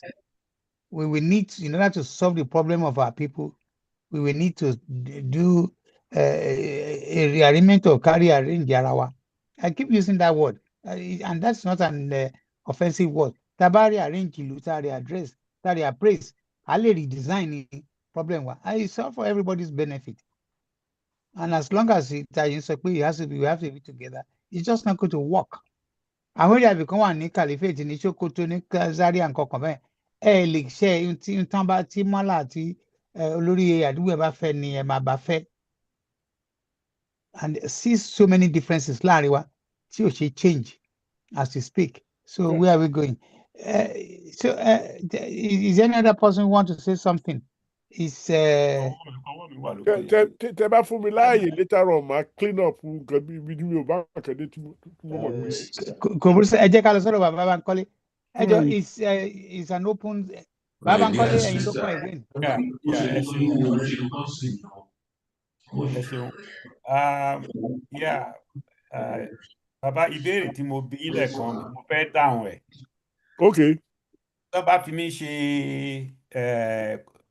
census commissioner ní Ọ̀yọ́ state lónìí tí n bá máa train àwọn enumerators tó lọ sí field màá sọ fún wọn pé tẹ́ ẹ bá dé ilé ẹ bá head of household ẹ béèrè orúkọ ẹ̀ ìyàwó mélòó ló ní ọmọ mélòó ló ní tán bá wà around ẹlẹ́fẹ̀ẹ́ náà tán bá sí around ẹ kọ sílẹ̀ bẹ́ẹ̀ ohun tèmi á sọ fún wọn yẹn mo sọ yẹn kò lòdì sófin. You are right. Ǹjẹ́ mi máa sọ fún wọn nìyẹn. You are right. So màá fún wọn ní freedom àti lo discretion wọn. Very good. Yeah, ohun tí màá sọ fún wọn nìyẹn. Then ṣe rí àwa Yorùbá. Okay, tẹ́ bá wo election Tinubu tó lọ ní 2023 yìí. Ẹ rí i pé àwa Yorùbá á fìyà jẹ Tinubu. Kí ló dé fà á? Òtítọ́ inú and everything ọmọlúàbí gbogbo ẹ̀ tá à ń ṣe. Ẹ wo Obi win ìbò ní gbogbo South East. Ẹgbẹ́ mi rò bẹ́ bóyá Abga lórí nǹkan mú ń bẹ̀. Àwọn tó kò rí nǹkan kan mú. Tí ìbá ṣe Wike tó lo ọgbọ́n àyínípadà tó lò ní Rivers State. Bọ́lá Tinubu ìbá tí rí àwọn kan mú ń bẹ̀. Still wọ́n ń pè wá ní tribalist. Àwa la dẹ̀ dìbò fún Obi jù ní ọ̀dọ̀ wa. Èmi gan pé àwọn èèyàn mi tó wà nílé pé Obi ni kẹ́ ẹ dìbò fún. Tí Ìbò bá máa sọ̀rọ̀ lónìí, they still call us tribalist. Pé a ò láìkí wọn. Ìbò dẹ̀ gbàgbé pé àwa ni bọ́fà tá a wà láàrin àwọn àti Fúlàní otherwise Fúlàní fẹ́ pa wọ́n. Àwa la ojú wa ẹ̀rù wa ló ń ba Fúlàní. Ni Fúlàní ò ṣe lè wà too aggressive sọ̀rọ̀ Ìbò. Ìbò dẹ̀ ni mú Yorùbá lọ́tà pé ọ̀tá ni àwa jẹ́ fún wọn. So àwa Yorùbá we are in a precarious situation in Nigeria today. Àdúrà mi ni pé ká rí Yorùbá nation wa gbà. Otherwise, if we have to continue in this same entrapment tá a wà, ó máa ṣòro ó máa ṣòro Mm-hmm. torí a lè sọ pé ọmọlúàbí wọ́n gba ìgboro mọ́ wa lọ́wọ́ ọmọlúàbí Fúlàní gba oko mọ́ wa lọ́wọ́ ìjọ la fẹ́ ṣèyẹn dà. That's So a ní láti tún èrò wa rò a ní láti tún rò àwa Yorùbá tí nǹkan kan bá pa wá pọ̀ ní Nàìjíríà ká mọ̀ bá a ṣe máa yanjú ẹ̀. Inú mi dùn pé Tinubu ó yanjú election ẹ̀ ní 2023. I mean, given the benefit of hindsight, torí tí n bá wà ní tí n bá ní káàdì lọ́mìn ní dìbò fún Tinubu lọ́jọ́ yẹn, but given the benefit of hindsight lónìí mo ń regret pé mo ní mi ìdẹ̀ regret náà pé mo nílò èròǹgbà yẹn sí bẹ́ẹ̀ inú mi ń dùn wípé ó lè lo làákàyè tiẹ̀ láti fi wá ọ̀nà tún nǹkan ṣe fún ara ẹ̀ ní tó fi dé ipò tó wà lónìí. Inú mi dùn fún yẹn torí gbogbo alamọ nǹkan tó ṣẹlẹ̀ ní ọjọ́ kejì tí wọ́n tán dìbò presidential election ọjọ́ kejì tán lọ ọjọ́ kejì ẹ̀ lẹ́yìn ìgbà tán announce tí àwọn Ìgbò rí pé wọ́n fẹ̀yìn Tinubu gbálẹ̀ ní constituency ẹ̀ ní Ìkẹjà níbi ọ́fíìsì ẹ̀ wà àti níbi tó ń gbé ní Ìkòyí àbí Lẹ́kì ṣèbọ́jọ́ ẹ̀ ní Gbádébọ̀ Bible ló jáde tó sọ pé Chinedu lórúkọ òun àbí tá ló gbàgbé yẹn ṣé àmọ́ ní Chinedu before the election. No. Àmọ́ ní Chinedu ọjọ́ yẹn ló bẹ̀rẹ̀ torí pé ó wá rí pé Ìgbò lágbára Ìgbò ní influence ìyẹn ló bí àwọn Yorùbá nínú tọ́lọ́run tó wá ṣe tíjẹ̀gá àbí kí ló ń jẹ́ Yakub tó sọ pé 2 more weeks ló wá fún aláyè láti lè prepare láti lọ tún ìgboro wa ṣe láti lọ tún gbogbo ìyẹ̀wù gbogbo igbó ìgbàlẹ̀ wa tá lọ táwọn tán lọ kóòrò jáde tán kóégún jáde lẹ́kọ̀ọ́ ṣe rántí. Wọ́n bá ti gba gbogbo ẹ̀ mọ́ wa lọ́wọ́ so a ní láti ronú àwa Yorùbá kí la fẹ́ ṣe this from now going on anything as long as we are in Nigeria a gbọ́dọ̀ hùwà bíi Naija. We have to behave like Nigerians. I'm not contradicting you at all. If you said that you would tell the kids to write down the names and put at the bottom, I didn't see them, as opposed to writing them down and not qualifying them, you are right, because at least it's additional information about what they can do that is consistent with truth. But the one more thing I wanted to add is that just as you've corrected or you've added to what I said, and I agree, I want to let people know, because more people are listening than the people here, that by the end of the Board of Studies meeting, I said to my teacher that no matter what you took to Nsukka, you now have a PhD physics from Pittsburgh, from University of Pittsburgh in the United States. And you are the great teacher that you've always been, paper qualification or not. And I'm proud to be your student. That night, Mrs. Gobadia arranged for Dr. Gobadia to come to WAEC and meet me and reconcile. I don't think we should forget that, because the culture of Yoruba àti Benin tó pa wọ́n pọ̀ played a role in the way that was resolved. So that when I went to Nigeria later on, and Gobadia was INEC chairman and what have you, we were still able to embrace each other. That is the Omoluabi thing that I'm looking for. Eshe Baba, any other contributor? Anybody want to say anything? It looks like one of these Sundays, we have light traffic. Very, very light. And what we are discussing, what we've been talking about is very, very fundamental. All are also monumental to all I want to use the word struggle. That we Yoruba, any which way, Ileya lọ̀rọ̀ wa, we cannot continue like this. We cannot. We cannot in the sense that the way things are, a lè ní ọmọlúwàbí kó lè pa àlà máa forí gba gbogbo jákujàku tó wà ní geographical expressed country Naija yẹn. We just need to, láti tún ẹrù wa dì, láti get ourselves together and unite and but again, I as a political analyst, I can say for everybody, the way things are going, we are convinced that when to America and good things always come to an end in it. Yeah. I'm saying it, short of any bias or anything. The probability this is going to be last president of Nigeria in Nigeria, because Wale second, it's just not going to continue. Let's take 2031. Ṣé tó bá ṣe tán ṣe Rufai àbí one Hausa àbí dẹ̀randẹ̀ràn kan lẹ́nu máa ṣe president Yorùbá ni.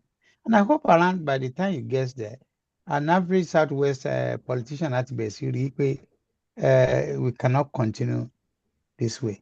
Because tí àwọn kankan ń ṣe inú ọ̀rọ̀ wa ló pọ̀. I have argued that come at a time pé three Southwest politicians somebody table yìí pé àníṣe a fẹ́ discuss the oníkàkú fẹ́ lọ gbogbo the whole world agbe story yẹn tó bá sọ ní floor of the Senate or House of Rep, but few of it pé they want to comply oríṣiríṣi ara àti gbogbo benefit wọn kò jẹ́ kán gbádùn, and that's dragging us. But wọ́n dẹ̀ gbàgbé pé legacy wọn pension of ń kọ́. Because tó bá di time táwọn ọmọ máa pa ọkàn máa parẹ́ ni, because they will have not contributed anything than pé ohun tí wọ́n benefit lápò ara wọn ni. I want to appreciate everybody. Is anybody who want to say something? Alàgbà Wọlé òní, let me start picking on people. Òtún ló máa jìyà ara rẹ̀. Yes, Otunba. Thank you, sir. Shane, go, sir. I'm not going to Actually, thanks for giving me. I motivate now, Mr. K, actually, but you call me. Alàgbà Wọlé òní, Ibo lẹ́wà, ṣé Ìjẹ̀bú-Jẹ̀ṣà lẹ́wà bí Ibo? Gbọ̀ngàn ló wà gbọ̀ngàn àpòsì. So, Mokofe, I just want to draw our attention to Nigeria's population. But we've been talking about census, census and election. Our population is forever estimated. Please, somebody can correct me if I'm wrong. Our population is always estimated by external agencies and never ever a result of maybe census or a figure that was kind of determined inside Nigeria. But Baba Liu saw me, I think either last week or a week before, and it was as part of his presentation, he was talking about our population, and he quoted, I can't remember what international agent, but maybe it was, I can't remember whether it was United Nations or some external body was the one that was actually estimating our population. So our population has never ever been correct as far as I know. I mean, in the last maybe 5-10 years, it has been 200 million. It has now grown to 240 million. So where does this figure come from?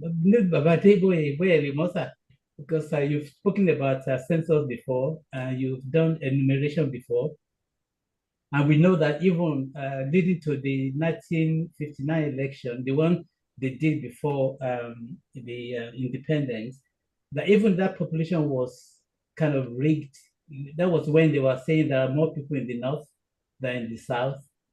And also, I have stories about enumeration when we had census in the maybe 1970s, when Southerners go to the north to go and do enumeration, that they don't actually see the people, that it is the head of the house who will tell the enumerator how many people are in the house. And then they cannot see meet a man who is the enumerator. So point me, even our population, we don't know our true population number. That's my point.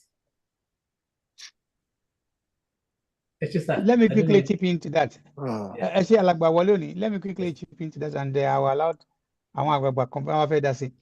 well, the system today is generated by a high, I mean, I don't know, I think world population something.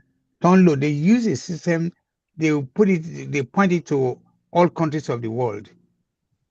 So that Ankara one by one and going, so that is becoming obsolete.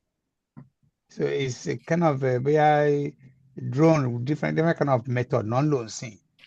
But then you also need to understand, for me, it's still nothing that an average northerner, it's your so which is fine.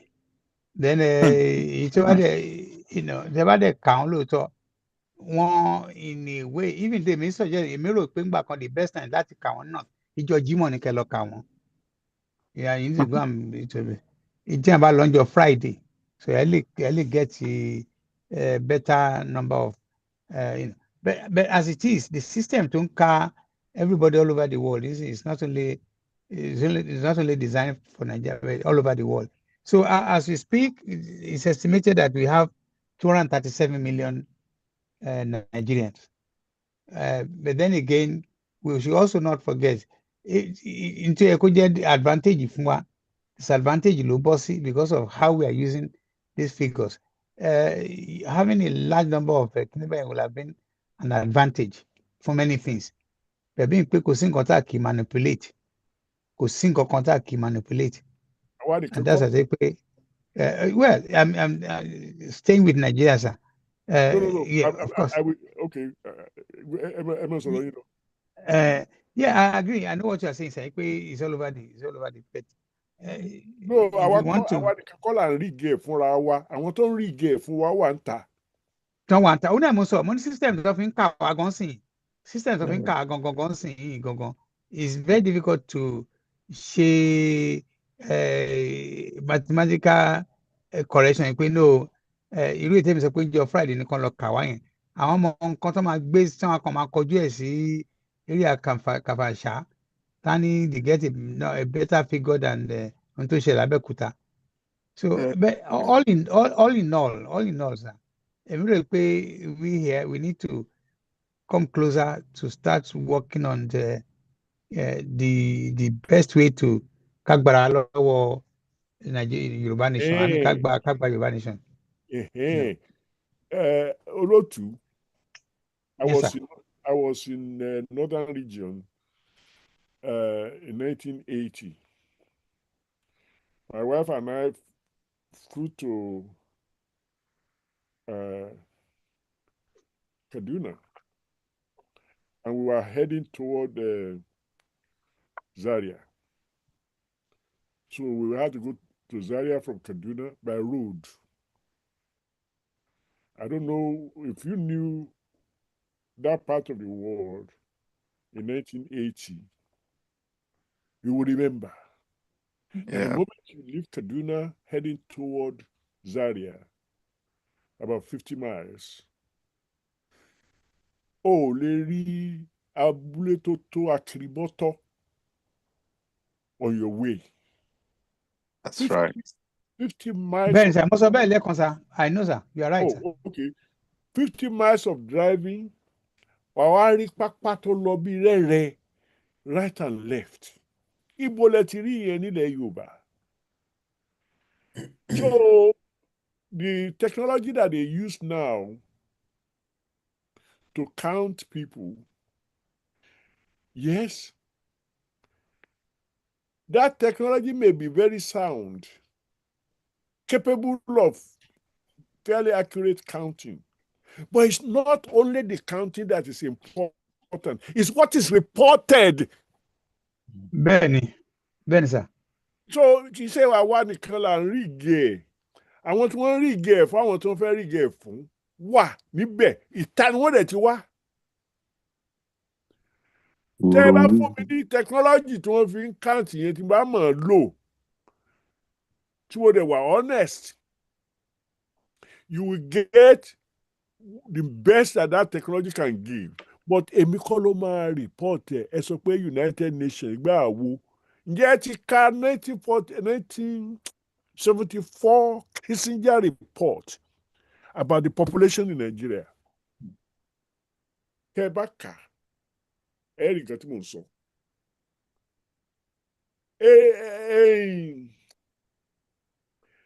Pàkúté ti má parò àwa la serious to face the fact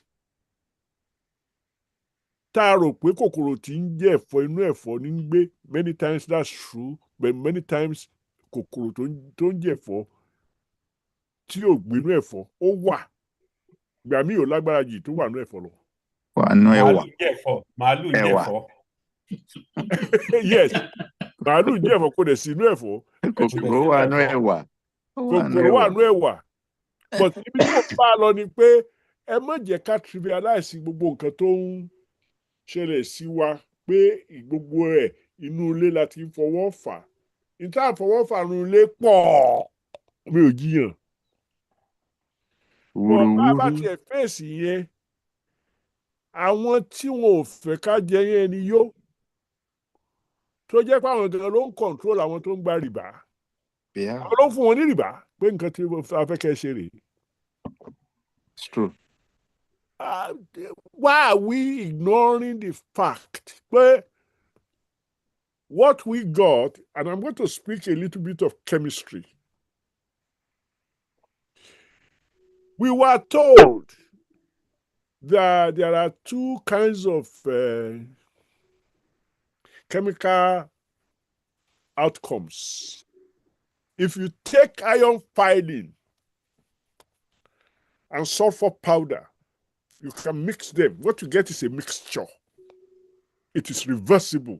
All you have to do is take a bar magnet over that mixture, pass it over the mixture, and the iron filing will be magnetized, leaving the sulfur powder behind. That's a physical change. It's not a chemical change. But if you take that mixture and you put it in an evaporating dish and put it on Bunsen burner, you will be creating iron sulfide. That's a compound. That's not reversible. It's not a mixture. It's a compound. That's not reversible because chemical reactions, interactions have taken place between the sulfur and the iron. That didn't take place in the mixture. A flag waving over race course, you changing Union Jack to green, white, green is a physical change. It's not a chemical change.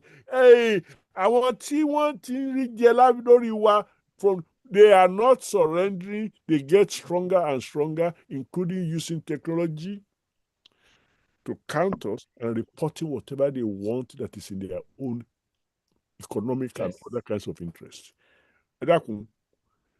Bóyá mo wà, I mean, I think that's why I want us to continue to teach honesty to our children. I know it's not without cost. But ìjọ tá a bá tún wá pa honesty yẹn tá a sọ sí gbó. Ṣé mọ̀ pé ó mean pé we have also damaged ourselves. Tọ́lá àwọn ọmọ tó ń jà wá lólè tó ń fọ́ irú wa tó ń gún wa lọ́bẹ tó ń ṣe gbá tó ń ṣàwo ọ̀dọ̀ wa ni wọ́n ti dàgbà. Backfire. Backfire sẹ́. Modeling of good behavior, truth and ọmọlúwàbí ethos. Tá a bá ṣe mọ́ ìlú wa ò ní ṣe é gbé even bá lómìnira lẹ́yìn yẹn. I think I cannot agree more. Gbadamosi, do you want to contribute? Mi wá mọ̀ Gbadamosi is sọ́ni lẹ́gbẹ̀ta ṣé obìnrin ní àbọ̀kùnrin. Gbadamosi Àìbùkí Àríwọ̀wọ́lá. Ẹ jọ Can I ask Oh, one more okay. question, sir? Okay, go on, sir. Okay, then I'll go to Alagba Badamasi. Just as an extension of the issue about population, and how, obviously the issue of land is also important. Yes. And they've counted Kwara as part of North Central. Kwara is very clearly in the southwest. So again, I think this is one of the things that affect our election results and calculated to weaken the southwest. How can Kwara be in North Central? Ní jẹ́ kí n dákẹ́. It just doesn't make sense, this. A response. In the late 50s, Kwara, Kaba province and Ilorin province were supposed to have a plebiscite to choose to go and join their kith and kin in southern Nigeria. The British colonial government frustrated that and said, oh, that can wait until after independence. One more question about independence, they were lower. With 134 seats for MPC and all of that stuff. Nǹkan tí wọ́n bá ní kí MPC ó ṣe ló máa ṣe. Kwara and what we now call Kwara, which is Ilorin and Kaba provinces of that era, will remain in the north. 65 years later, ìṣe bíbẹ̀ ló tí ó wà.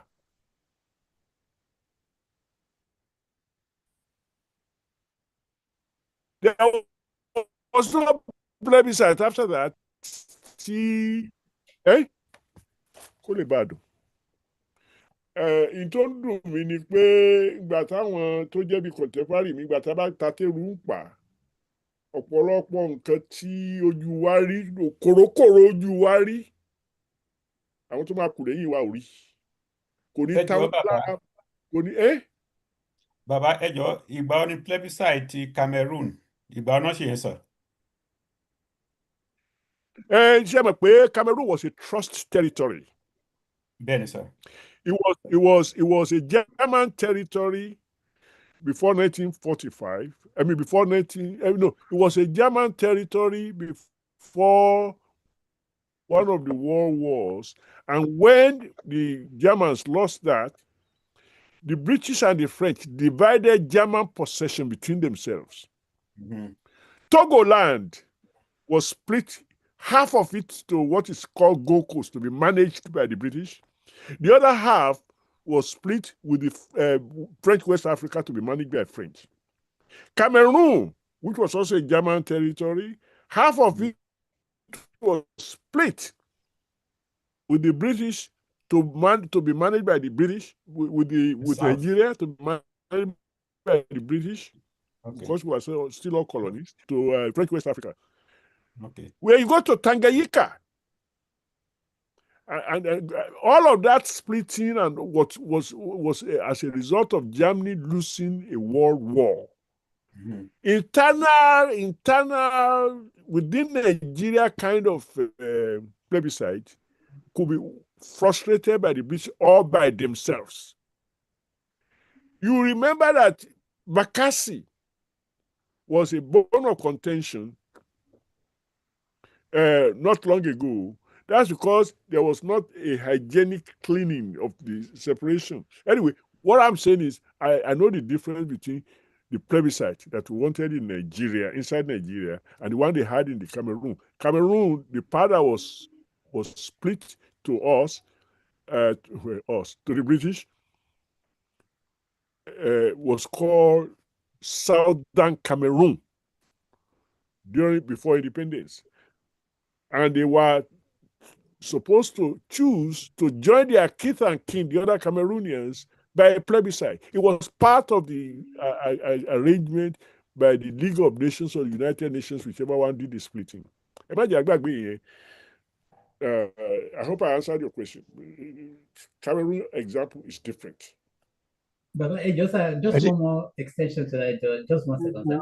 So, Tabagba Yoruba Nation, is it this issue of Ilorin being in the the North Central, big country, and part of Kogi that are clearly Yoruba land. Ṣé kò ní di ọ̀rọ̀ problem for àgbà yẹn? Because obviously the people want to go with the Southwest. The Yoruba nation, are they coming with us or are they going to remain in the North? Well, it depends on how you spell problem. Tí ó bá jẹ́ pé an honest agency tó máa preside tó máa wo plebiscite ibo ni wọ́n ń dìbò lọ ibo ni wọ́n fẹ́ lọ tí ó wà credible àní kí wọ́n lọ dìbò kí wọ́n sọ ibi tí wọ́n fẹ́ lọ. There was something almost equivalent to that tí wọ́n ṣe tí ò jẹ́ kí ará ọ̀kan. We tend to overlook how many people are interested in the outcomes, different outcomes, tó yàtọ̀ sí ìtawà wá. And none of that is really to protect the people of that land as much as to arrogate power to where it can be easily used on behalf of greater people, greater powers. So, to cut a long story short,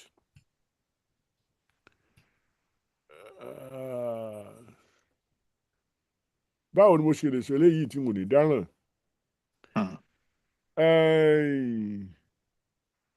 Àwọn baba ńlá baba wa níjẹ̀bú Òde wọ́n ní a kì í fojú bọ̀rọ̀ gbọmọ lọ́wọ́ èkùrọ́.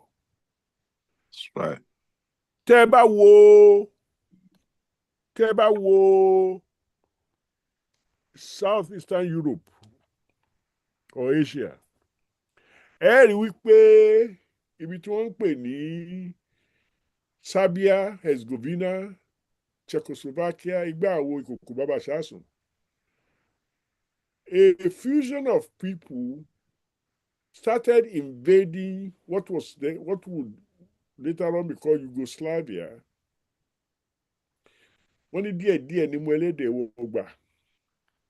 Díẹ̀ bẹ́ẹ̀ yẹn ní làwọn aráabí wọ Serbia.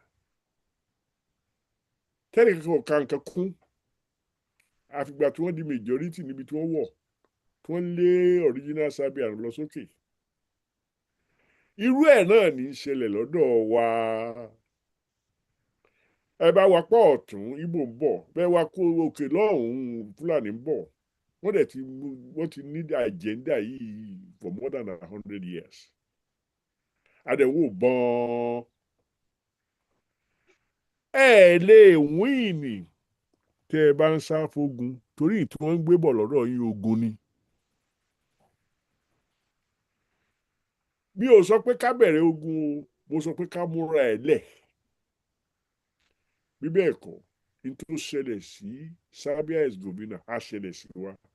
Òun ló jẹ́ kí Yugoslavia ò fọ́, òun ló yẹ kí Czechoslovakia ò fọ́. Kì í wà lára ẹni ká wá lọ bò mí. Àbí mo parọ́? Bẹ́ẹ̀ni.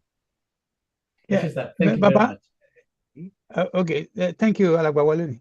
Baba, checks for example of checks. And when they ended up separation and with a handshake, yes, Yugoslavia got divided into three or through bloodshed. So I'm believing if we get our arrangement right, we may not need to fire a single bullet. We are not Europeans. We are not Europeans. Àwọn Europeans ló arrange ibi kí ni yóò ṣe ní òun rẹ. Àwọn bá tiẹ̀ para wá dànù èwo lọ́kàn wọn bẹ́ẹ̀. Okay. Well, based on what you are saying now, I agree with you. Yes, I want to agree with you. Any other contribution from the house? They don't give a shit. Otherwise, That's a small one. Yeah, all right. Okay. Alagbatunji. yeah, ẹ ṣé gan. Láì má bá òkú lọ ilé olóró, ọ̀rọ̀ tí à ń sọ, ó nígbàgbọ́ wípé ìjókòó wa a lè panupọ̀ ká rí i pé àwọn nǹkan tí a máa ṣe àgbéṣe bàbá ti sọ̀rọ̀ wọn ní ká múra lẹ̀ fógun torí ó ń bọ̀ ó dàbí ní kò tiẹ̀ ṣe there is fire on the mountain. Mo fẹ́ fi àkàwé sí nǹkan tí a rí nílùú yìí tó ń ṣẹlẹ̀ torí téèyàn kan bá ní olórí ogun tó wà lórí àlééfà nílùú yìí òun ló máa jọba ní Amẹ́ríkà tí mo wà màá ní irọ́ ni. That's right. ká fi yẹn ṣe àkàwé nǹkan tí ó ti ń ṣẹlẹ̀ sí àwa tí àwọn funfun wọn ti ń fojú wa rí tó sì mọ ọ̀tọ̀ tó wà nídìí pé ká ṣe ìjọba bọ̀ tí wọ́n fi nù wá lójú tí wọn ò jẹ́ pé ojú la fi àrí débẹ̀ wọn ní ìyà tán fi jẹ Awólọ́wọ̀. A ò lè bójú wẹ̀yìn ká wo nǹkan tí ó ṣẹlẹ̀ nígbà yẹn irú àwa ta ní àǹfààní láti mọ̀ láti ní òye ká tó sọ pé ṣe la máa gbójú kúrò torí nǹkan tó ìyà tó ń jẹ wá kì í ṣe pé kòkòrò tó wà ń jẹ ẹ̀fọ́ àwọn ará bíbá ẹ̀ tó wà ń ta wọn ló fi ìyà yẹn jẹ wá torí nǹkan tó máa jẹ lọ́dọ̀ wa dé ni. So ó yẹ kí ìjókòó wa ká ronú sí àwọn ibi tá a lè gbà ká gbára wa lẹ̀ nínú ẹ̀. Àwa tá a wà lókè òkun a lè ní kò kàn mí ètò pọ̀ ní ìyà náà àforí ara wa à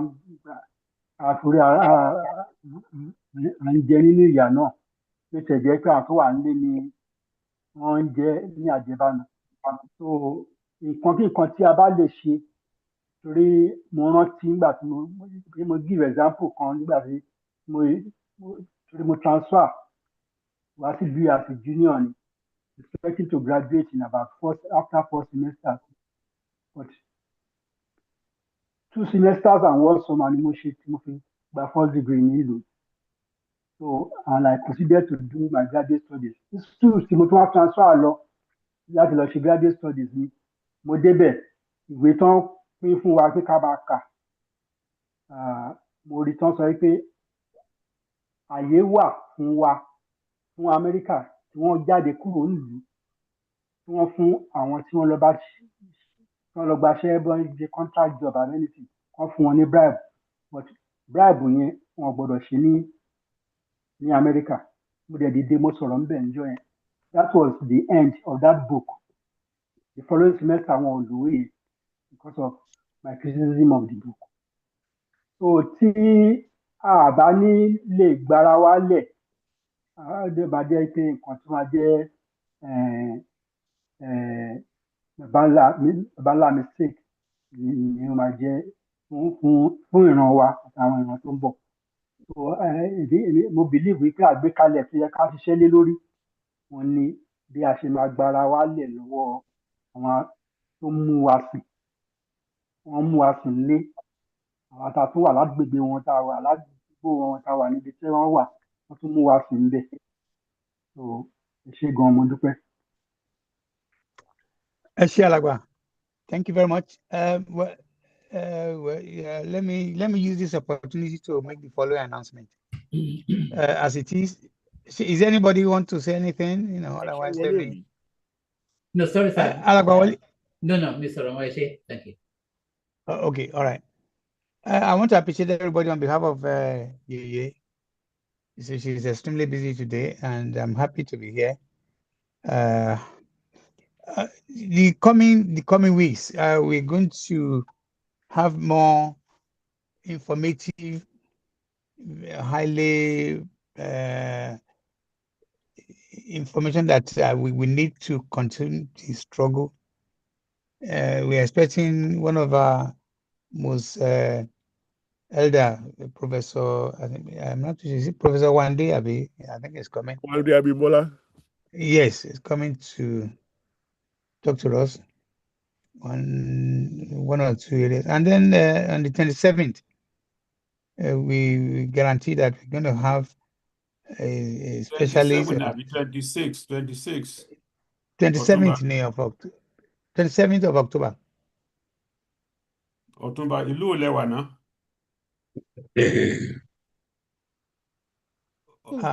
27 is Monday. Ní Oh, Canada. 26. 26 is Sunday. Tí Yorùbá Gbòde máa ń Sunday. ṣe ètò. Yeah, okay. I'm sorry. Me and Marupe, I'm sorry. Yeah. Anyway, so 26. So we're going to have a specialist and also another woman who is who Alagwa Bankole will introduce. She's a nurse. Our seasoned that will support our main guest. I mean, the topic of the day will be breast cancer awareness. So, well, these are the coming events. I want to use this opportunity to repeat what you always say after we have complete deliberations like this. Ẹ jẹ́ káwọn ọmọ yín wá sí square. Unfortunately, me ní baby kankan tí mo lè rán lọ sí Yorùbá kìíní sìn. The last baby me is well, the last baby is 2023. God willing. Ọ̀túnba, Alhaji Abbas ní kí n kí yín o. Ọ̀túnba, Alhaji Abbas ní Yes. kí n kí. Alhaji Abbas. Wọ́n ní Mi ò kí n ṣe kí yín. party. Oh, okay. So, ọ̀rọ̀ wọn yé mi. Ẹ bá mi kí wọn padà. So then we have two things. We have discussed this before. Yoruba Gbode, we have an issue of bringing more people to our meetings. From now on, maybe those of us who are here, if we take it as you know, can invite. I've always repost the invite to many of my platforms. Yeah, but And when I look at sir, ẹ má bínú pé mo interject púpọ̀. Yes, Ṣé sir. rí problem kan tá a tún ní ni pé àwọn kíní ìkéde wa máa ń pẹ́ kó tó jáde. Tó ẹ Okay. pa lè máa ń rí ìkéde bíi Wednesday, ṣe mọ̀ ìyẹn á fún káàkiri kálukú àti Okay. ìgbà míì ó lè jẹ́ alẹ́ Thursday or alẹ́ Friday or Saturday la máa tó rí. So tá a bá lè ṣiṣẹ́ lórí ìyẹn pé kí ìkéde máa tètè jáde Okay. in the form of bóyá audio àbí flyer so that àwọn èèyàn lè pín káàkiri. Mo rò para ń ta lè ṣe nìyẹn. I'll work. I'll use that with Yeye so we can then improve on that. That's just a full observation. Then also I want to say the financial support. There was a posting. Tí ẹni ó fún ẹnìkan lówó lóun ní ìdòwò ẹ̀ oníwẹ̀. Gbogbo nǹkan tó ń mọ̀ láyé tí ò kì í tóyàn tó jẹ́ pé you cannot say you don't have enough. Òun lówó. So you might not be able to spend it all. So Yoruba Gbode needs financial support. I want to appreciate those who, àwọn àgbààgbà tán wà ní tán regularly support Yoruba Gbode. We appreciate you a lot. Ọwọ́ máa ròkè. We need more support. And finally, I also want to take advantage of, today to thank Multi-Faith, because for some reasons we have been using their ẹ̀rọ wọn là ń lò. Sometimes we want to thank them very, very much for their cooperation and support. If there's no other thing, I want to say, màá fẹ́ kí bàbá Bankole kán bá wa sọ̀rọ̀ ọ̀rọ̀ final word. Ọ̀rọ̀ tí Yèyé máa ń sọ tí a máa parí ètò. For those of you who are in favor, who is in favor? Dr. Yefule.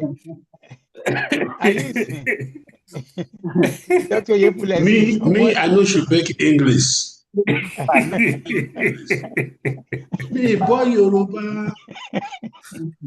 Baba, Prof, yes, support. Alàgbàwọlé ò ní lè ṣe alàgbàwọlé ò ní lè ṣe torí àwọn gbéjẹ̀bújẹ̀ ṣàdáadáa. Bẹ́ẹ̀ ṣé o mi ò mọ̀ sọ. So, okay, one guarantee I can give everybody here is that next week this will be spoken. Yes. ẹ lè sọ the last sentence ilẹ̀ ire ni o. Kó tó nílé. Ó di kọ̀. Ẹ jẹ́ kí n gbìyànjú kìíní kan tẹ́ ẹ̀ bá ti ní fi. Yes, sir. No, tó bẹ́ẹ̀ sà. A dúpẹ́ lọ́wọ́ Yèyé Ṣọlá o. Àtúwẹ́ tó bí tó kọ láṣà ó dé. Ẹ ti get it too much, sir. Ará àlágbẹ̀dẹ. Ibikíbi tó bá wà. Ilẹ̀ o. Ó di kọ̀. Very much, sir. Ẹ fi obìnrin kan gbọ̀ngbọ̀n yẹn sí o bàbá. Ìdí bá rántí. Mo ṣe lè ṣe I'm not Ṣọlá now. She just has this special skill. Mo dúpẹ́ lọ gbogbo ilé o on behalf of Yeye Yusuf.